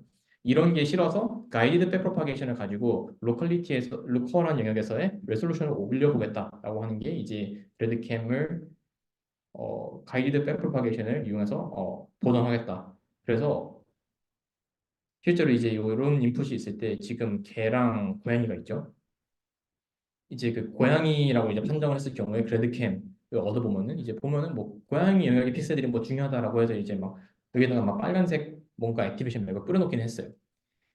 근데 그래도 정확히 이제 엉덩이를 보고 이렇게 판단한 건지 아니면 고양이 귀를 보고 판단한 건지 이제 알 수가 없죠. 그리고 특히 그냥 고양이도 아니고 이제 여기다가 안 적어놨는데 원래 논문의 모델이 이거 원래 타이거 캣이라고 분류를 했어요. 그럼 정확히 왜 다른 고양이가 아니고 타이거 캣이라고 분류를 했느냐 이거에 대한 설명을 얻기는 그래드캠 액티베이션 맵만 보고 판단하기는 조금 이해하기는 조금 어렵죠. 그래서 그 레솔루션을 올려주기 위해서 가이디드 백 프로파게이션 액티베이션 맵을 얻고 이 둘의 그 하드바드 프로덕트를 구해서 가이디드 그래드캠을 얻으면은 지금 여기 빔 프로젝트 영상에서는 화면에서는 잘 안 보이지만 여러분 아이패드를 보면은 지금 보면은 그 고양이의 전체적인 윤곽이 잡혀 있고 그리고 그 고양이의 그 털 패턴 같은 게 이제 잡혀 있는 모습들을 볼 수가 있어요. 이런 것들이 그냥 어떤 필터들에 의해서 찾아진 결과가 아니고 실제로 모델이 중요하게 생각하는 기울기들을 역장파를 통해서 시각화해 봤고 그것들을 합쳐서 시각화해 봤더니 이렇게 고양이 패턴들이 보였다라고 하는 게 이제 가이드 그래드캠이라고 생각하시면 될 것 같습니다. 이제 한 시간이 조금 넘었는데 거의 끝났어요. 조금만 더 해봅시다. 이제 그래드캠을 가지고 좀 재밌는 설명들을 많이 할 수 있어요. 이제 counterfactual explanation인데요. 이제 뭐냐면 이제 반대 극부 설명입니다. 이런 식이죠. 남한은 왜 남한이야 했는데 일단 남한은 북한이 아니야 뭐 이런 식으로 설명을 하는 거죠. 이제 외국인들이 이제 되게 많이 물어보는데 Bro, are you from North Korea or South Korea? 뭐 이런 식으로 할 때 일단 노스 코리아는 아니고 이렇게 하면은 일단 한국이 두 개밖에 없기 때문에 하나로 줄어들죠. 이런 식으로 해가지고 그럼 이런 식의 반대급부 설명을 인공지능 모델한테도 요구를 할 수가 있어요. 그럼 이걸 어떻게 하느냐? 아까 전에 요 노테이션이 제가 조금 설명을 안 드리고 넘어갔는데 어떤 클래스에 대한 그래드캠 액티베이션 맵 이게 바로 이제 L 클래스 그래드캠인데 요거에다가 음수값을 다 취해버리는 거예요. 아까 전에 그래드캠은 평균 기울기 값을 개수로 한 피처 맵들의 선형 결합이었는데 거기다가 음수값을 취해버리면은 그럼 그 반대 위미에 해당하는 픽셀들이 시각화돼야 되지 않겠느냐라는 게 이 저자들의 직관이었고 실제로 캣의 카운터팩추얼 엑스플레이션을 구하라라고 한다면은 캣의 그래드캠 아까 요 피처 맵이었겠죠. 여기다가 음수를 취하면은 요 개의 액티베이션이 생기는 걸 볼 수가 있고 반대로 강아지 그래드캠에다가 음수를 씌우면은 요 강아지에 해당하는 픽셀들을 제외한 나머지 영역의 모든 픽셀들이 액티베이트 되는 게 아니라 의미상 반대가 되는 고양이의 픽셀들이 하이라이트가 되는 되게 신기한 이런 설명을 얻어낼 수가 있습니다. 또 이제 요 XAI가 이제 당연히 중요한 이유 중 하나가 이제 인공지능이 실패했을 때 왜 실패했는지를 설명할 수가 있어야 돼요. 근데 이제 우리가 여태껏 취해온 입장은 잘하면은 좋으니까 잘한 거고 못하면은 어 그냥 못했나 보네 뭐 이렇게 하고 넘어갔는데 지금 왜 그렇게 판단했는지를 알 수가 있는 거예요. 지금 보면은 이제 요 그라운드 트루스는 볼케이노죠. 근데 얘가 그 프리딕트가 카 미러라고 한 거예요. 그러면은 이제 사실 이거 보면은 굳이 그래드캠을 안 쓰고서도 그래 뭐 자동차 미러라고 이렇게 생각할 수도 있겠네라는 생각을 할 수도 있겠지만 정확히 왜 그렇게 판단을 오판을 했는지 알 수가 없었잖아요. 근데 이렇게 가이드 그래드캠 액티베이션 맵을 보면은 모델이 실제로 본 부분을 이렇게 시각화를 할 수가 있고 지금 보시면 이제 그 윤곽만 잡은 부분을 볼 수가 있죠 모델이. 그래서 카미르라고 했고 요거 같은 경우에 이제 이 코일인데 그라운드 트로트가 이제 와인 스네이크라고 판단을 했죠. 이제 그 부분 왜 그랬는지 몰랐는데 그거를 가이드 그래드캠을 가지고 시각화를 해봤더니 요 초록색 요 곡선진 부분 하나만을 집중해서 봤다. 그래서 마인스네이크 뱀이라고 판단을 했다. 이 보면은 사실 이거는 조금 너무하긴 한데 이 그림에서도 보면은 잘 안 보이는데 여기 투명한 비커가 있어요. 그래서 그라운드 트루트가 비커인데 이거를 가지고 얘가 실인지 주사기라고 판정을 한 거예요. 근데 이제 사실 보면 여기 실인지가 하나도 없잖아요. 근데 모델이 실제로 본 영역이 어딘지를 가이드 그래드 캠으로 시각화를 했더니 지금 보면은 진짜로 주사기 같은 모양이 보이긴 하네라고 이제 조금 모델이 왜 실수를 했는지 조금 이해를 할 수가 있다. 그래서 이런 페일리어 모드 애널리시스를 할 수가 있다. 네, 이제 마지막으로는 이제 데이터셋 바이어스 애널리시스를 할 수가 있어요. 아까 전에 얘기했다시피 아까 전에 그 흑인들이 체포 경력이 더 많기 때문에 이미 바이어스가 있는 데이터셋을 가지고 학습한 인공지능은 당연히 바이어스가 있을 수밖에 없다고 했고 그런 인공지능이 만약에 어떤 사람을 체포하라라고 판단을 내렸으면은 그 판단 이유는 어떤 그 사람이 뭐 우발적 범행 전과가 있다거나 아니면은 뭐 최근에 뭐 실직을 했다던가 뭐 이런 퓨처들이 제일 중요하게 듣는 게 아니고 그냥 그 사람이 흑인이라서 그렇다라고 하는 게 제일 높게 계산이 되었겠죠. 근데 블랙박스 모델은 그런 것도 계산을 할 수가 원래 없었잖아요. 근데 이제 가이디드 그래드 캠을 이용하면은 이렇게 편향적인 데이터만을 이용해서 학습한 모델이 실제로 어떤 부분에 집중을 해서 그런 편향적인 패시피케이션 했느냐라는 그런 걸 이해할 수 있도록 도와줍니다. 이제 여기서 이제 원래 원저자들이 가지고 온 예시는 뭐냐면은 이제 인터넷에서 마구잡이로 스크래핑을 한 거예요. 그 의사 사진이랑 간호사 사진을. 근데 이제 이거를 그 데이터셋 수를 임의로 맞춰서 그 언바이어스드 모델을 하나 만들고 그 다음에 그냥 긁은 거 있는 그대로를 이제 긁은 사진 데이터셋을 있는 그대로 학습을 시킨 그 바이어스드 모델을 만들어 가지고 각각 그 그라운드 트루트가 닥터인 요 여자 의사의 사진과 그라운드 트루트가 너스인 요 여자 간호사의 사진에 대한 그 판별을 시킨 거예요.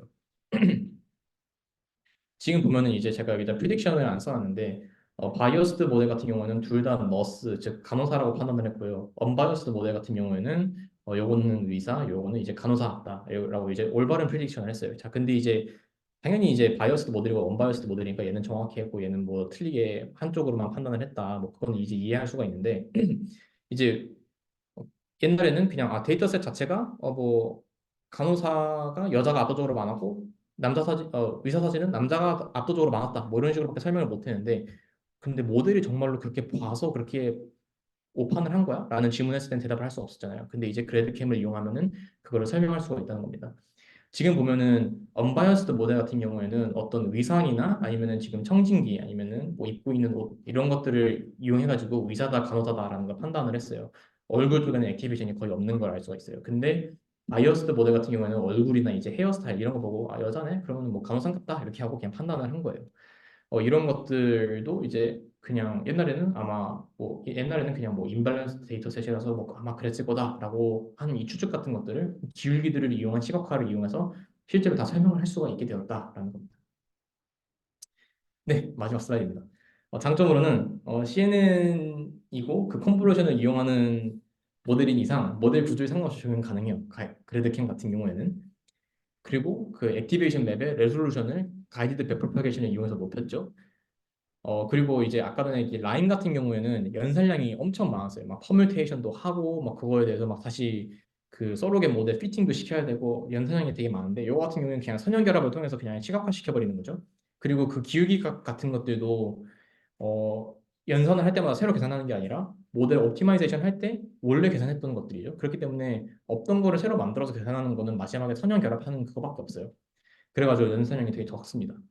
그리고 지금 계속 보여드린 그 예시들은 그 콤보 마지막 그 레이어의 그 피처 맵들에 대해서만 선형 결합을 한 걸 보여드렸는데 사실상 지금 기울기를 가지고 논하는 거기 때문에 그 양의 기울기 값이 흐르고 있다면 모든 컨볼루션 레이어에 대해서 계산이 가능합니다.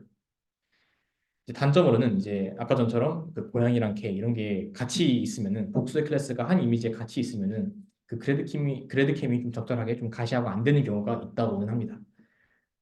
일단 이렇게 해서 네, 레퍼런스고요.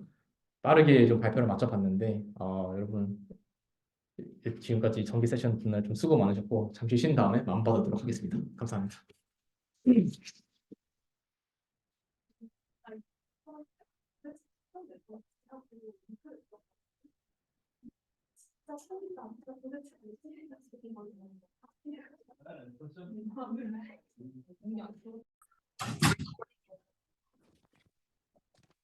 네, 좀 찍을까요?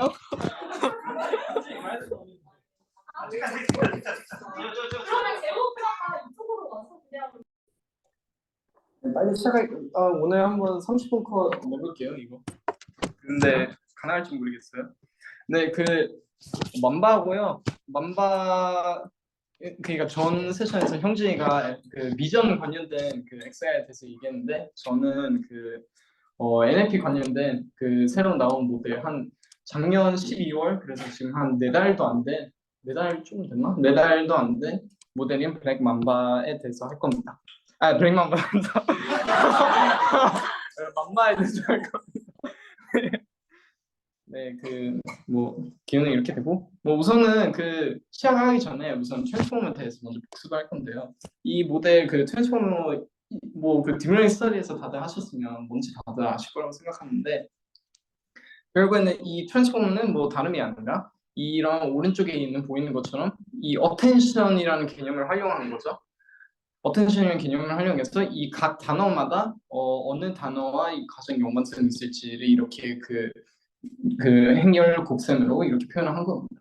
그래서 근데 이러한 셀프 어텐션을 활용한 트랜스포머가 당연히 단점이 있어요. 물론 GPT나 이런 것들도 지금 트랜스포머 기반을 사용하고 있긴 한데 여러분 다들 GPT 써보셨죠?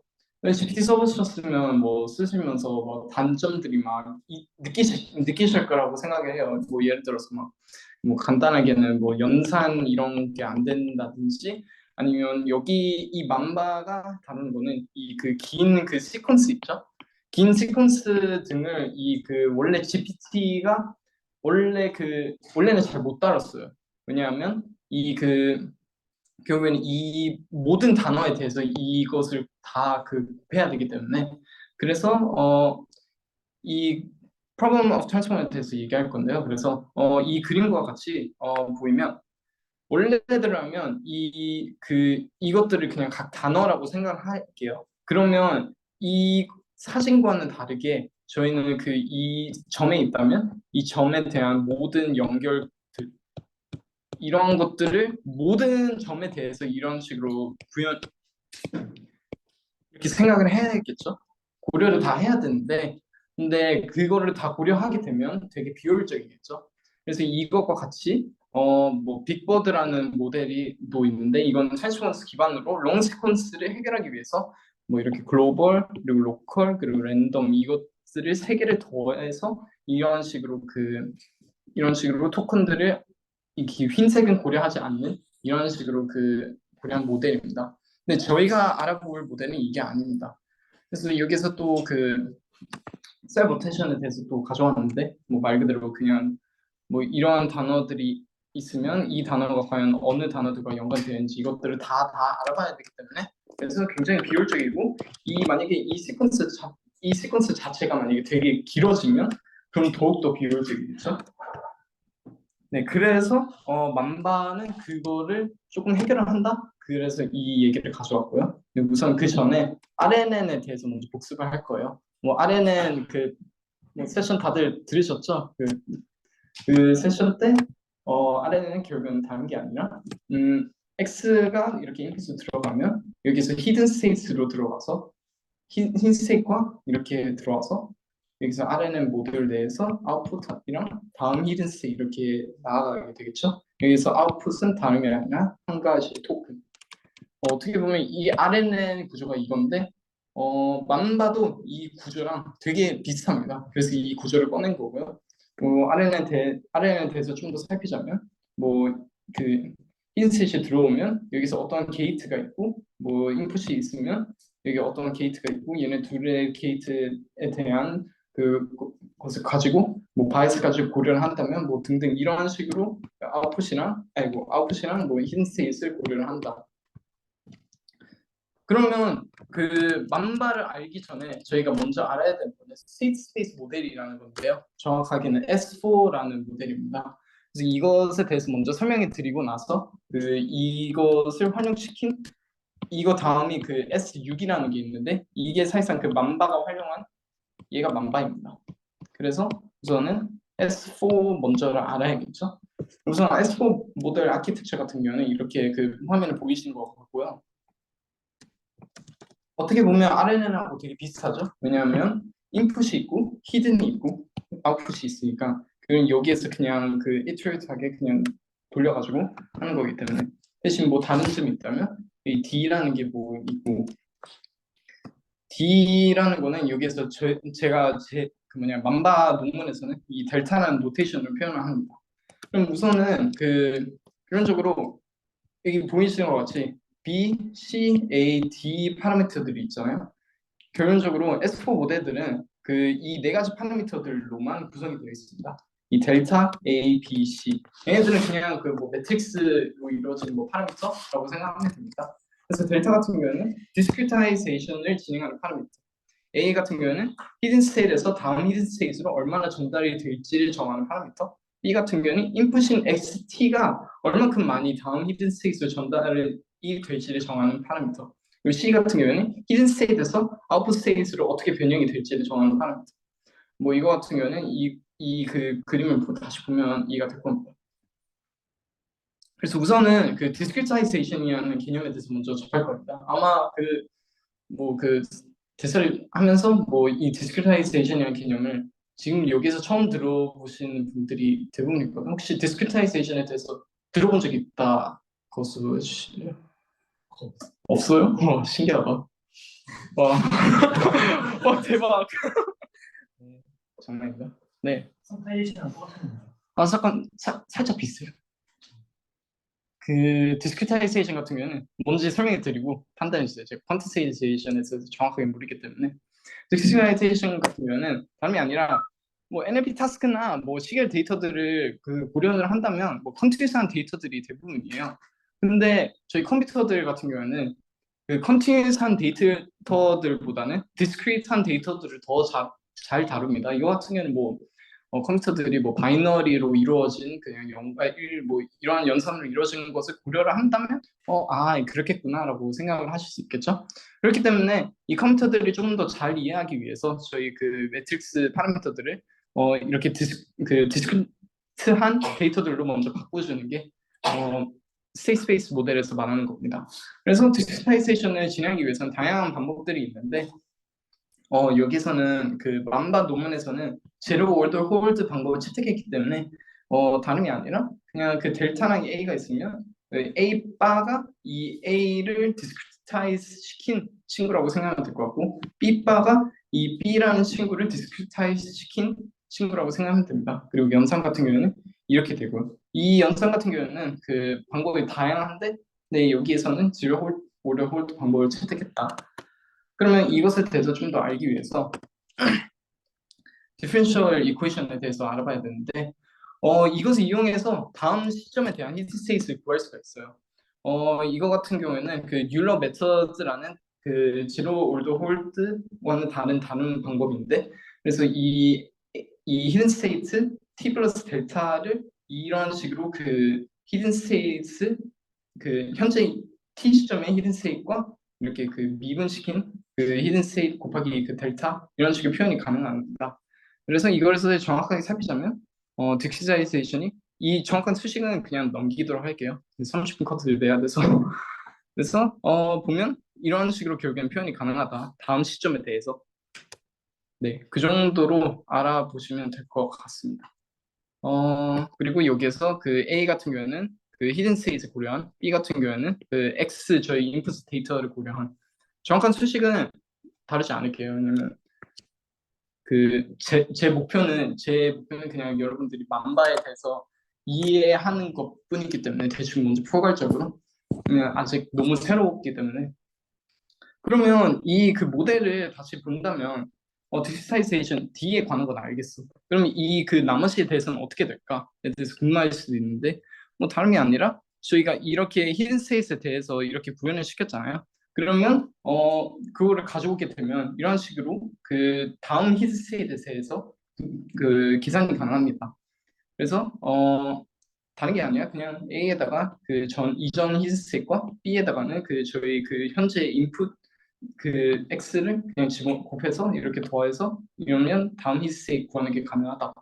그리고 아웃풋 같은 경우는 여기에서 그 현재 이 구한 히든 스테이트를 가지고 여기에서 그 C라는 저희가 이 파라미터도 그 학습을 시켜야 된다고 했죠. 이 C라는 것을 통해서 이 Y라는 것을 구하는 게 가능하다.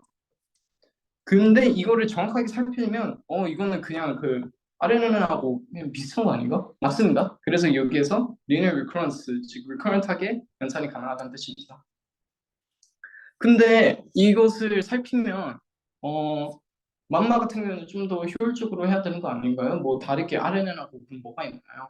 라고 생각할 수도 있는데 이 표현을 정확하게 살피면 이 표현을 그냥 한 번에 표현하는 게 가능합니다. 모든 그 시퀀스에 대해서.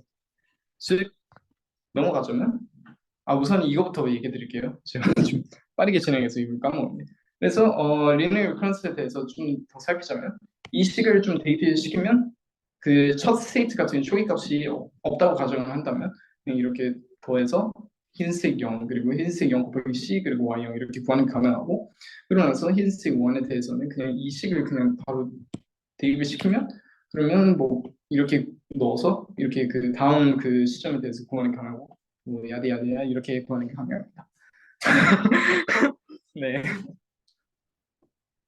네.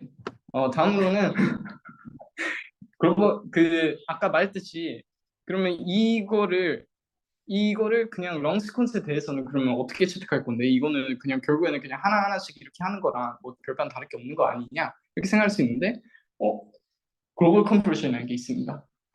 그래서 그 글로벌 컴프레션 같은 개념은 뭐냐? 지금 아래는 얘기하는 거 아니고 왜 갑자기 컴프레션이 나오지? 헷갈릴 수도 있는데 저도 헷갈렸어요. 그래서 그 다른 게 아니라 이 식들을 정확히 살피면 이 H2라는 것도 H1이 들어가는데 이 H1 식에다가 H1이 이거고 H1 이 H1 부분에 이거를 넣으면 되지 않을까라는 생각을 하시면 됩니다. 그러면 H1을 다르게 표현하면 이렇게 그 X0하고 X1이 이렇게 표현이 가능하고 그리고 Y1 같은 경우도 그 원래는 이렇게 됐는데 이전 것들을 가져오면 이런 식으로 표현이 가능하고 H2 같은 경우도 똑같이 이런 식으로 그 A 바 제곱 그리고 A 바 그리고 Y2 아웃풋 같은 경우도 A 바 제곱 그리고 A 바 이런 식으로 표현이 가능합니다. 즉 여기서 제가 얘기하고 싶은 건 뭐냐면 어떤 시점 YK에 대해서 그냥 이렇게 편하게 그냥 그 식이 그 계산이 가능하다. 그래서 그러면 이거 자체를 그 결국에는 그 다른 게 아니라 그냥 C에다가 A 바 K 그리고 B 바 이거잖아요. 그래서 그냥 이거 자체를 그냥 커널로 사용하면 안 될까? 해서 여기 K 바가 있는 겁니다. K 바는 여기서 그냥 커널입니다. 그래서 그냥 그 XT에 대해서 그냥 일일이 하는 게 아니라 X 여기 보면 X라는 노테이션이 바뀌었죠. 그냥 X라는 롱 시퀀스에다가 그냥 이 커널 자체를 그냥 때려 박자 해서 그냥 아웃풋인 Y를 구할 수 있다는 것입니다. 조금 이해되시죠? 구체적으로 왜 이게 그 컨볼루션인지 수식적으로 그것까지 살필 필요 없고 이게 그냥 컨볼루션으로 표현이 가능하다. 그 이유는 이 리니어 리커런스라는 게 그 이렇게 그 커널로 그냥 전체적으로 표현이 가능하기 때문에. 네. 잘못 들었을 수 있는데 그 리니어 리커런스 문제점을 해결한다고 하는데 그럼 리니어 리커런스 문제점 문제점이 아니라 그 뭐랄까 리니어 리커런스 같은 경우는 문제점이라고 볼 수 있는데 그 좀 비효율적이다 어떻게 보면 왜냐면 하나하나씩 이렇게 다 해서 구해야 되는데 근데 이거 같은 경우는 그게 아니라 그냥 롱 시퀀스 자체를 그냥 다 때려 박아서 이렇게 그냥 한 번에 구하는 게 가능하다. 이 y에 대해서. 그래서 이 y 같은 경우는 다른 게 아니라 그냥 롱 시퀀스 딱 이렇게 되는 거. 그래서 효율적이 뭐 어떻게 보면 그냥 빠르다. 뭐 효율적이다. 그래서 이것에 대해서 좀 더 구체적으로 살피기 위해서 이건 제가 만든 거 아니고 어디서 따왔는데 생각보다 잘 표현을 했더라고요. 그래서 x0에 대해서 먼저 살피면 x0을 2에만 사용해서 y0 이렇게 구하는 게 가능하고 그리고 넘어가서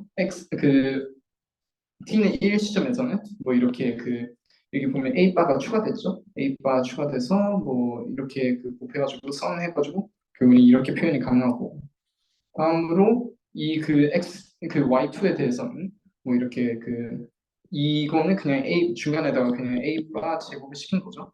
그냥 이렇게 해서 얘네 셋을 그냥 곱해가지고 이렇게 하고 뭐 야디야디 이런 식으로 컨볼루션 느낌이 있다. 이해가 되시나요? 네. 빠르게 넘어가겠습니다. 지금 15분 남아가지고 빨리 가셔야죠. 네. 네. 그러면 S4에 대한 마무리를 진짜 마무리인가? S4에 대해서 조금 좀 더 구체적으로 얘기를 하자면 트레이닝 단계에서는 간편하게 그냥 글로벌 컴플루션을 활용시키면 됩니다. 왜냐하면 그냥 학습 자체를 그냥 리니어 리커런트하게 이렇게 하면 아무래도 오래 걸리기도 하고 비효율적이니까 그래서 이걸 패러라이즈 된 트레이닝 가능하다. 그리고 테스트 단계에서는 엄밀히 좀 더 따지기 위해서 리니어 리커런스를 활용합니다. 인퍼런스를 좀 더 따지기 위해서. 그래서 결론적으로는 S4 모델 같은 경우는 리니어 타임 인베리트하다. 이게 의미하는 것은 뭐냐면 저희가 봤던 파라미터들 있죠. 델타 A, B, C 얘네들이 타임 스텝에 따라서 달라지진 않잖아요. 그냥 얘네들을 학습시키는 거긴 한데 달라지지 않잖아요. 즉 말하는 게 뭐냐면 막 B, T 이런 건 없었잖아요. 그래서 리니어 타임 인베리트하다. 다음으로는 여기까지 얘기한 건 사실은 S4가 아니라 S3 정확하게는 State Space Models for Long Sequences입니다. 그래서 그럼 structure라는 말이 붙어야지 이게 S4가 되는데 structured는 뭘 의미하냐면 이 A 파라미터에 대해서 얘가 diagonal 즉 대각 혹은 어떠한 형태를 따라가게끔 만드는 게 이 structured이라고 볼 수가 있습니다. 이렇게 만들어야지만 그냥 더 효율적으로 연산이 가능하다. 그래서 S4는 다름이 아니라 Structure Space Models for Sequences. 저는 여기 Long Sequences입니다. 네. 다음으로 S4 모델 같은 경우에는 이 두 가지 타스크에서 상당히 저한된 모습을 보이는데 이 두 가지 타스크 같은 경우에는 다름이 뭐냐면 이 셀렉트 커피잉 같은 경우에는 이 인풋이 이렇게 주어졌으면 이거에 대해서 중요한 요소들이 뭔지를 살펴봅니다. 중요한 애들은 뭐 하나, 둘, 셋, 넷 얘네들이 있죠. 얘네들을 가져와서 이렇게 가져와야 되는데 이 S4 모델 같은 경우에 이거를 잘 못한다는 뜻입니다. 네, 다음으로는 인덕션 헤드인데 제가요. 인덕션 헤드 타스크 같은 경우는 뭐냐면 이렇게 패턴이 이렇게 주어졌으면 만약에 이렇게 까만색 다음이 뭘까? 이렇게 물어봤으면 이 전에 있던 이 까만색 다음에 파란색이었기 때문에 파란색을 예측할 수 있는데 이 S4 같은 경우는 그거를 잘 못한다. 이 두 가지에 대해서 잘 못한다. 라고 네, 이 문제점을 해결하기 위해서 S6이 있습니다. 중간에 S5는 S5가 있기는 한 걸로 알고 있는데 근데 솔직히 그러니까 S4에다가 두 개를 더 추가돼서 S6이 된 거지 S5 같은 경우는 그러니까 어떻게 설명할까? S6 같은 경우는 S4에다가 S 두 개를 더 더한 거예요. 근데 이 두 개를 더한 게 제가 알기로는 S5라는 것에다가는 S5에다가 그러니까 설명 어떻게 해야 될까? 있기는 한데 별로 중요하진 않다. 저희가 알기 위해서는. 네. 우선 그렇게 마무리하겠습니다. 참고로 왜 만바냐 이렇게 물어볼 수 있는데 S가 그냥 드럽게 많잖아요. S가 막 이렇게 해가지고 뱀 같다고 해서 그래서 만바입니다. 왜 만바? 좀 블랙만 뭔줄 아는데 뭐. 네. 우선은 그 S4 같은 경우는 복습을 하자면 S4 같은 경우는 이 델타 BC 파라미터들이 타임스텝에 의해서 영향을 받지 않는다. 그래서 아까 linearly time invariant라고 했죠. 그래서 time invariant하다. 하지만 SU 같은 경우는 이 델타 BC 파라미터들이 타임스텝에 의해서 영향을 받습니다. 그렇기 때문에 이것을 해결하기 위해서는 뭐 그 셀렉션 메커니즘이라는 것을 사용을 하는데, 그래서 이 알고리즘 같은 경우는 이 사진 자체는 논문에서 따온 건데요. 여기서 핵심적으로 살필 것은 B, C 그리고 델타 같은 경우에는 뭐 이렇게 D, N, D, N, D 이렇게 표현이 되는데 B, C, 델타 같은 경우에는 차원이 하나씩 늘려져 있죠. 네, 우선은 넘어가겠습니다. 그러면 그 글로벌 컨버전도 사용을 못 하게 되겠죠? 어찌 보면. 왜냐하면 왜 사용을 못 하면은 이게 결국에는 그 각 타임스텝에 대해서 이거를 그냥 A 바를 그냥 곱해줄 수 있어가지고 이렇게 그 각 타임스텝에 대해서 할 수 있는 거. 각 타임스텝에 대해서도 그냥 그 인터넷 하기 때문에 이렇게 그 글로벌 컨버전이 가능했던 건데, 그럼 좀 더 비효율적인 거 아닌가 이런 생각이 들 수도 있는데, 여기에서 recomputation, kernel fusion, 그리고 parallel scan을 활용을 했기 때문에 이게 그 비효율성을 그 어떻게 보면 감소시켰다, 혹은 좀 더 효율적으로 만들었다 수가 있습니다. 이 사진처럼 저도 처음에는 이거 뭔 개소리 이렇게 생각을 했는데, 네, 우선은 넘어가겠습니다. 네, 그래서 그 S6 그 전체 모델 아키텍처는 아까 그 사진 찍었던 이 그거고요. 여기에서 그 지금 말씀드릴 거는 우선은 A, B, T, 델타 T, C, T 이게 저희 파라미터들이고요. 그 이전과는 다르게, 그러니까 S4 모델과는 다르게 그 B에 T가 붙여져 있고 델타에도 T가 붙여져 있고 C에도 T가 붙여져 있죠. 그러니까 타임 베리언트 하다는 뜻입니다. 다음으로 또 알아야 될 거는 뭐,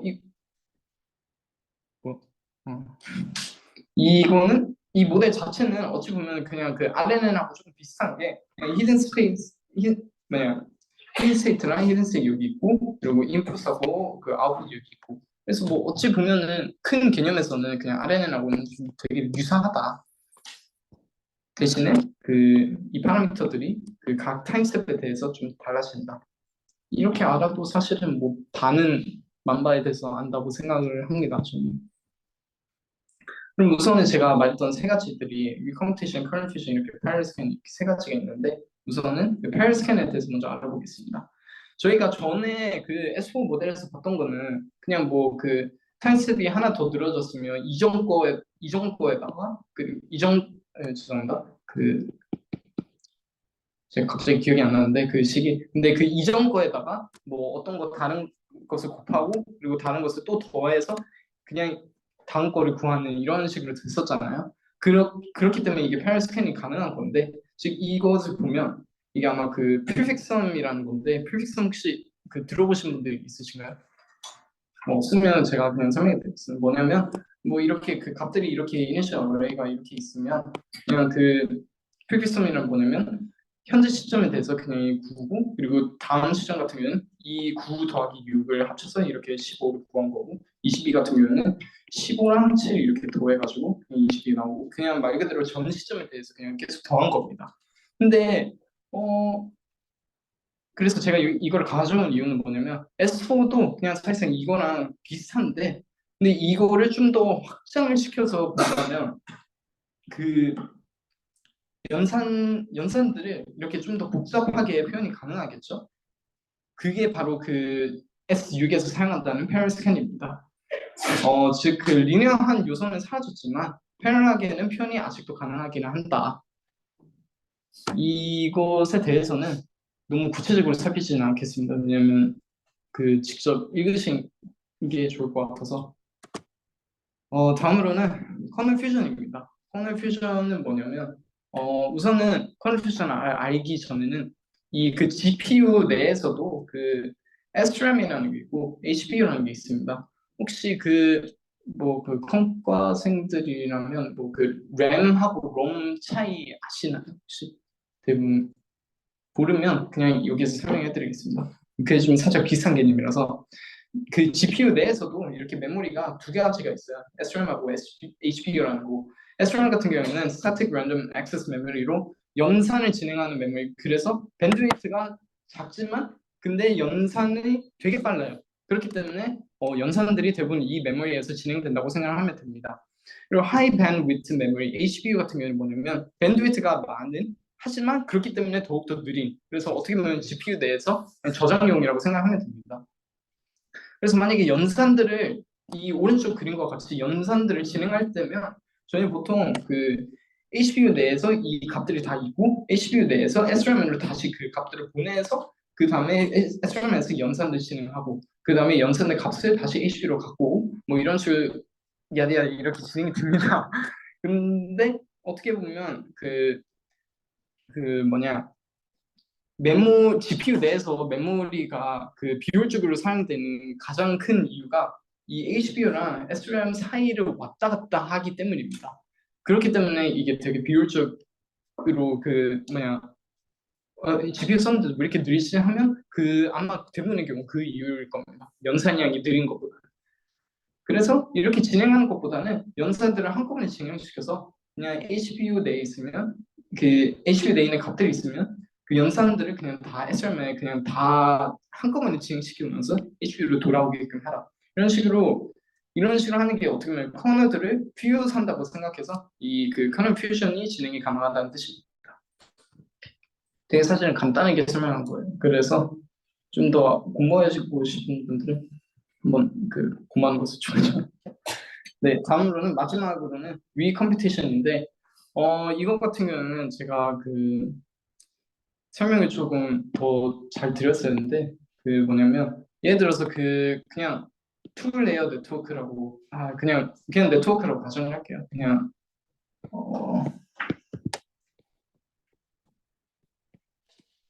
이렇게 있으면 네트워크가 보통 이렇게 있으면 저희가 백프로페이션을 진행할 때 이 백프로페이션 진행을 할 때 여기에서 나오는 그 값들이 있고 여기서 나오는 값들이 있는데 얘네들을 참조해서 백프로페이션이 진행이 되어야 되잖아요. 근데 이 중간에 있는 값들을 저희는 intermediate states라고 말을 하는데 이 중간 시점들을 어떻게 보면 저희는 다 저장을 하려고 합니다. 근데 저장을 하기 위해서는 또 다시 HPU로 왔다 갔다 하고 막 그래야 되잖아요. 그래서 그게 좀 비효율적이라고 판단을 해서 이것을 잘 조정해서 중간 시점들을 저장이 아니라 backward pass해서 다시 한 번 더 계산을 한다는 의미에서 recomputation이 진행이 됩니다. 이거는 이해가 조금 안 되실 수도 있는데, 근데 제가 마지막으로 이 세 개가 이 만바에서 S6에서 어떻게 진행되는지 구체적인 예시를 들려드리면 아마 이렇게 되는구나 이해를 할 겁니다. 그래서 적용을 시키자면 이 원래대로라면 이 A, B, T, C, T 그리고 델타 T 얘네들을 우선은 연산을 하기 위해서 먼저 A 바 T, 죄송합니다. A는 T가 없구나. A 바 그리고 B 바 T 얘네들을 먼저 구해야 되잖아요. 얘네들을 먼저 구해야 되는데 얘네도 어떻게 보면 구하기 위해서 연산이잖아요. 그래서 얘네들을 먼저 HBM에서 구하는 것이 아니라 애초에 이 델타 A, B, C를 그냥 SRAM에 그냥 싹 다 넣어가지고 그래서 거기에서 A 바, B 바를 구하고 거기에서 리커런스를 진행하는 겁니다. 그래서 결국에는 그래서 여기에서 이게 있는 건데 얘가 의미하는 건 뭐냐면 HBM하고 SRAM이 이렇게 색깔로 구별된 거고요.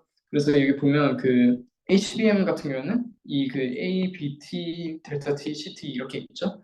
그리고 여기 SRAM 같은 경우는 얘네들 화살표들이 SRAM에 있는 거고. 그래서 얘가 의미하는 건 뭐냐면 그냥 이 초록색으로 된 것들을 그냥 SRAM에 그냥 다 때려박고 연산이 진행되는구나 이렇게 이해를 하시면 됩니다.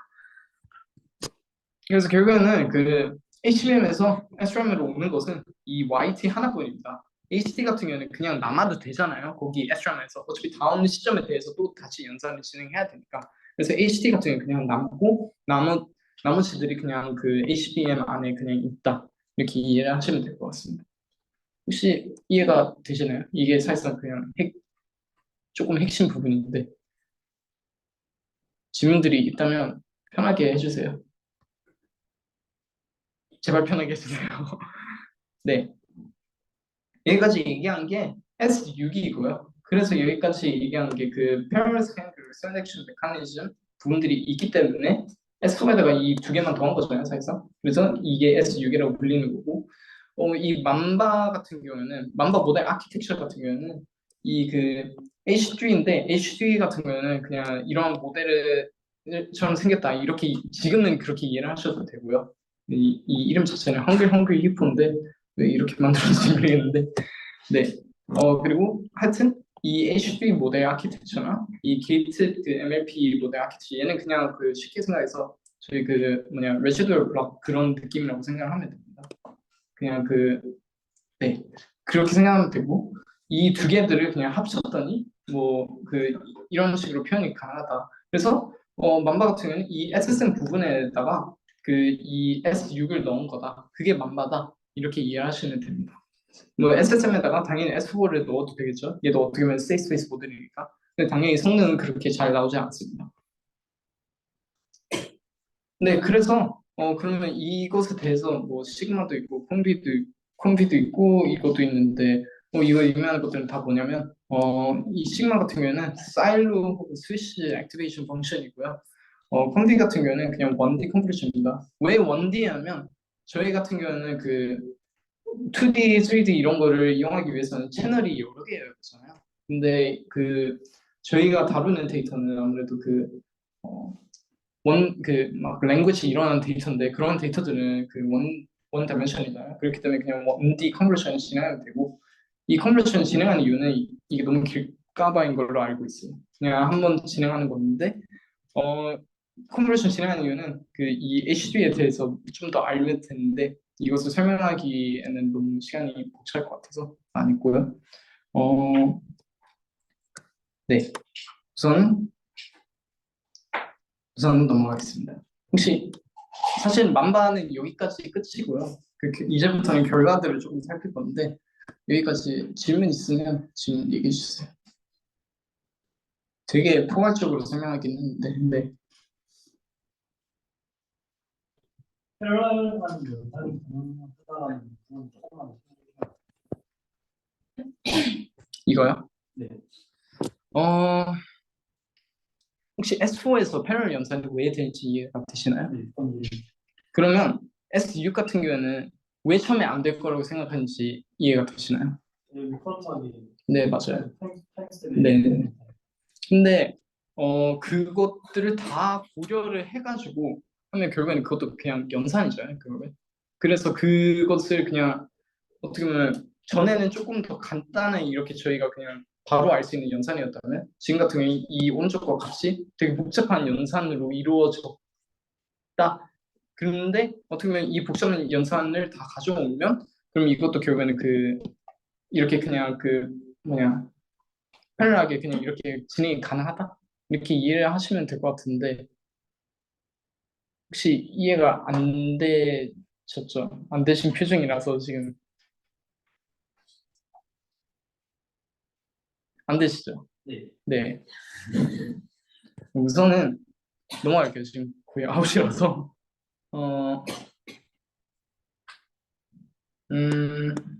마지막으로 살필 거는 그리고 참고로 이걸 얘기 못했네. 맘바 같은 경우는 트랜스포머스도 결국에는 이 레이어들을 그냥 쌓고 해서 이렇게 뭐 곱하기 n 이렇게 표현이 되잖아요. 쌓고 쌓을 수 있기 때문에 얘도 똑같습니다. 얘도 그냥 곱하기 n 해가지고 이거 자체를 그냥 쌓고 하면 그게 맘바입니다. 그래서 결과들을 좀 살피자면 전에 말했듯이 S4 모델에는 이 셀렉트 커핑이랑 이 인덕션 헤드에 대해서는 성능이 별로라고 했죠. 여기 보면 18.3%, 뭐 17%. 근데 이 맘바 같은 경우에는 되게 S6 같은 경우에는 97%, 99%, 뭐 99%, 뭐 이렇게 좋습니다. 그래서 이 셀렉트 커핑에 대해서는 해결이 됐고 다음으로는 이게 사실은 제가 대박이라고 생각했는데 왜냐면 이 맘바 부분을 살피면 이 맘바 부분이 이 맨 위에 있는 이거고요. 이거 같은 경우 인덕션 헤드인데 시퀀스 랭크가 10의 6승이어도 이렇게 거의 1.0 가까이 있는 퍼포먼스를 보여주고 있는 그래서 되게 맘바가 long 시퀀스에 대해서는 되게 잘 해결을 하는구나 이렇게 이해를 하시면 될 것 같고요. 그러면 트랜스포머하고 또 비교를 해봐야겠죠. 그래서 비교를 해봤는데 이거 같은 경우는 스케일링 로우인데 NLP를 좀 공부하시는 분들이라면 스케일링 로우가 뭔지 아실 거예요. 뭐 다름이 아니라 그냥 뭐 모델 자체가 커지면 커질수록 이 그 테스트 에러에 대한 perplexity라는 거에 좀 더 준다 이건데 보면 알겠지만 이 트랜스포머 플러스 플러스가 뭐냐면 트랜스포머 기반으로 한 가장 좋은 모델이거든요. 근데 그 보면 맘바가 여기 있고 트랜스포머 풀풀이 여기 있잖아요. 그래서 맘바가 지금 훨씬 나은 그 스케일링도 좀 더 잘한다를 보이고 있죠. 네, 넘어가자면 이 결과 같은 경우에도 그냥 뭐 다른 게 아니라 이 결과는 그 얼마나 빨리 했는지에 대한 건데 타임이고 그래서 근데 그 보면 스캔 아워스가 저희 만봤거든요. 여기 보면 가장 낮죠. 뭐 살짝 뭐 파는 느낌인데 근데 되게 좋아요. 네. 그래서 이것도 그 뭐냐 맘바가 있고 트랜스포머가 있는데 이거 같은 경우에 그 쭈풋을 본 건데 이 쭈풋이란 건 뭐냐면 얼마나 그 많은 용량들을 그 통과시킬 수 있느냐 이거 관련된 건데 뭐 당연히 롱 시퀀스를 잘 다룬다 했으니까 맘바가 롱 시퀀스에 대해서는 더 잘 다루겠죠. 그래서 여기 보면 배치 사이즈가 만약에 128이면 압도적으로 트랜스포머를 못하고 그리고 맘바는 오히려 좀 더 잘하는 네. 참고로 그 지금 같은 경우는 네 우선 서머리부터 얘기를 해드릴게요. 서머리 얘기를 하자면 S4 같은 경우는 Structured State Space 모델이고 모델 for long sequence고 S6 같은 경우는 S4에다가 selection mechanism이랑 스캔을 더한 그래서 S 두 개가 더 붙였기 때문에 S6 맘바는 language task를 위한 SSM을 활용한 모델 근데 여기에서 SSM이 S6이고 그리고 이 맘바라는 이름이 붙인 이유는 S가 하도 많아가지고 뱀 같아서 그리고 아직까지는 그 7 빌리언 파라미터에 적용이 돼서 앞으로 이게 트랜스포먼스의 대체가 될지는 지켜봐야 합니다.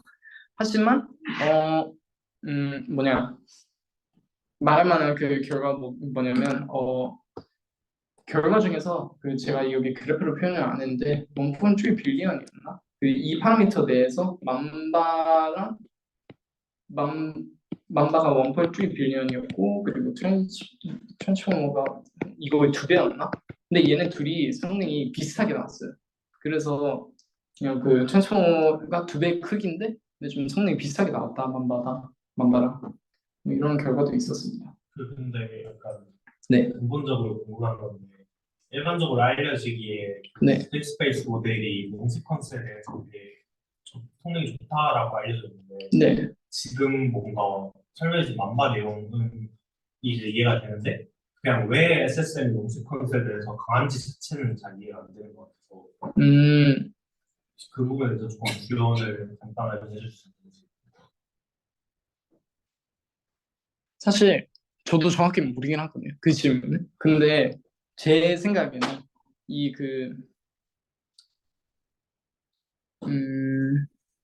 사실 지금 설명해 주신 대부분의 내용이 롱시퀀스랑은 크게 상관이 없는 것 같은 느낌이라서 뭔가 성능적인 거는 충분히 개선했다고 이해가 되는데 이제 저 성능이 만약에 빠르게 돌아가거나 그런 거면 괜찮은데 시퀀스가 긴 거에 대해서 왜 잘 돌아가냐를 구현하는 설명이 제가 쭉 들어봤는데 네, 없어요. 이 프레젠테이션은 없는데 없는 이유는 제가 그 맘바에 대한 맘바가 뭔지에 대해서인 것을 그냥 설명하는 것을 목표로 했기 때문에 여기는 없는 건데 좀 더 살펴봐야 될 것 같아요. 아마 제 생각에는 음,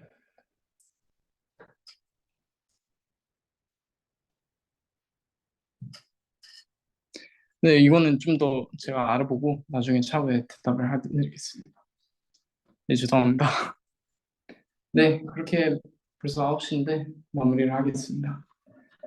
네, 고생하셨습니다.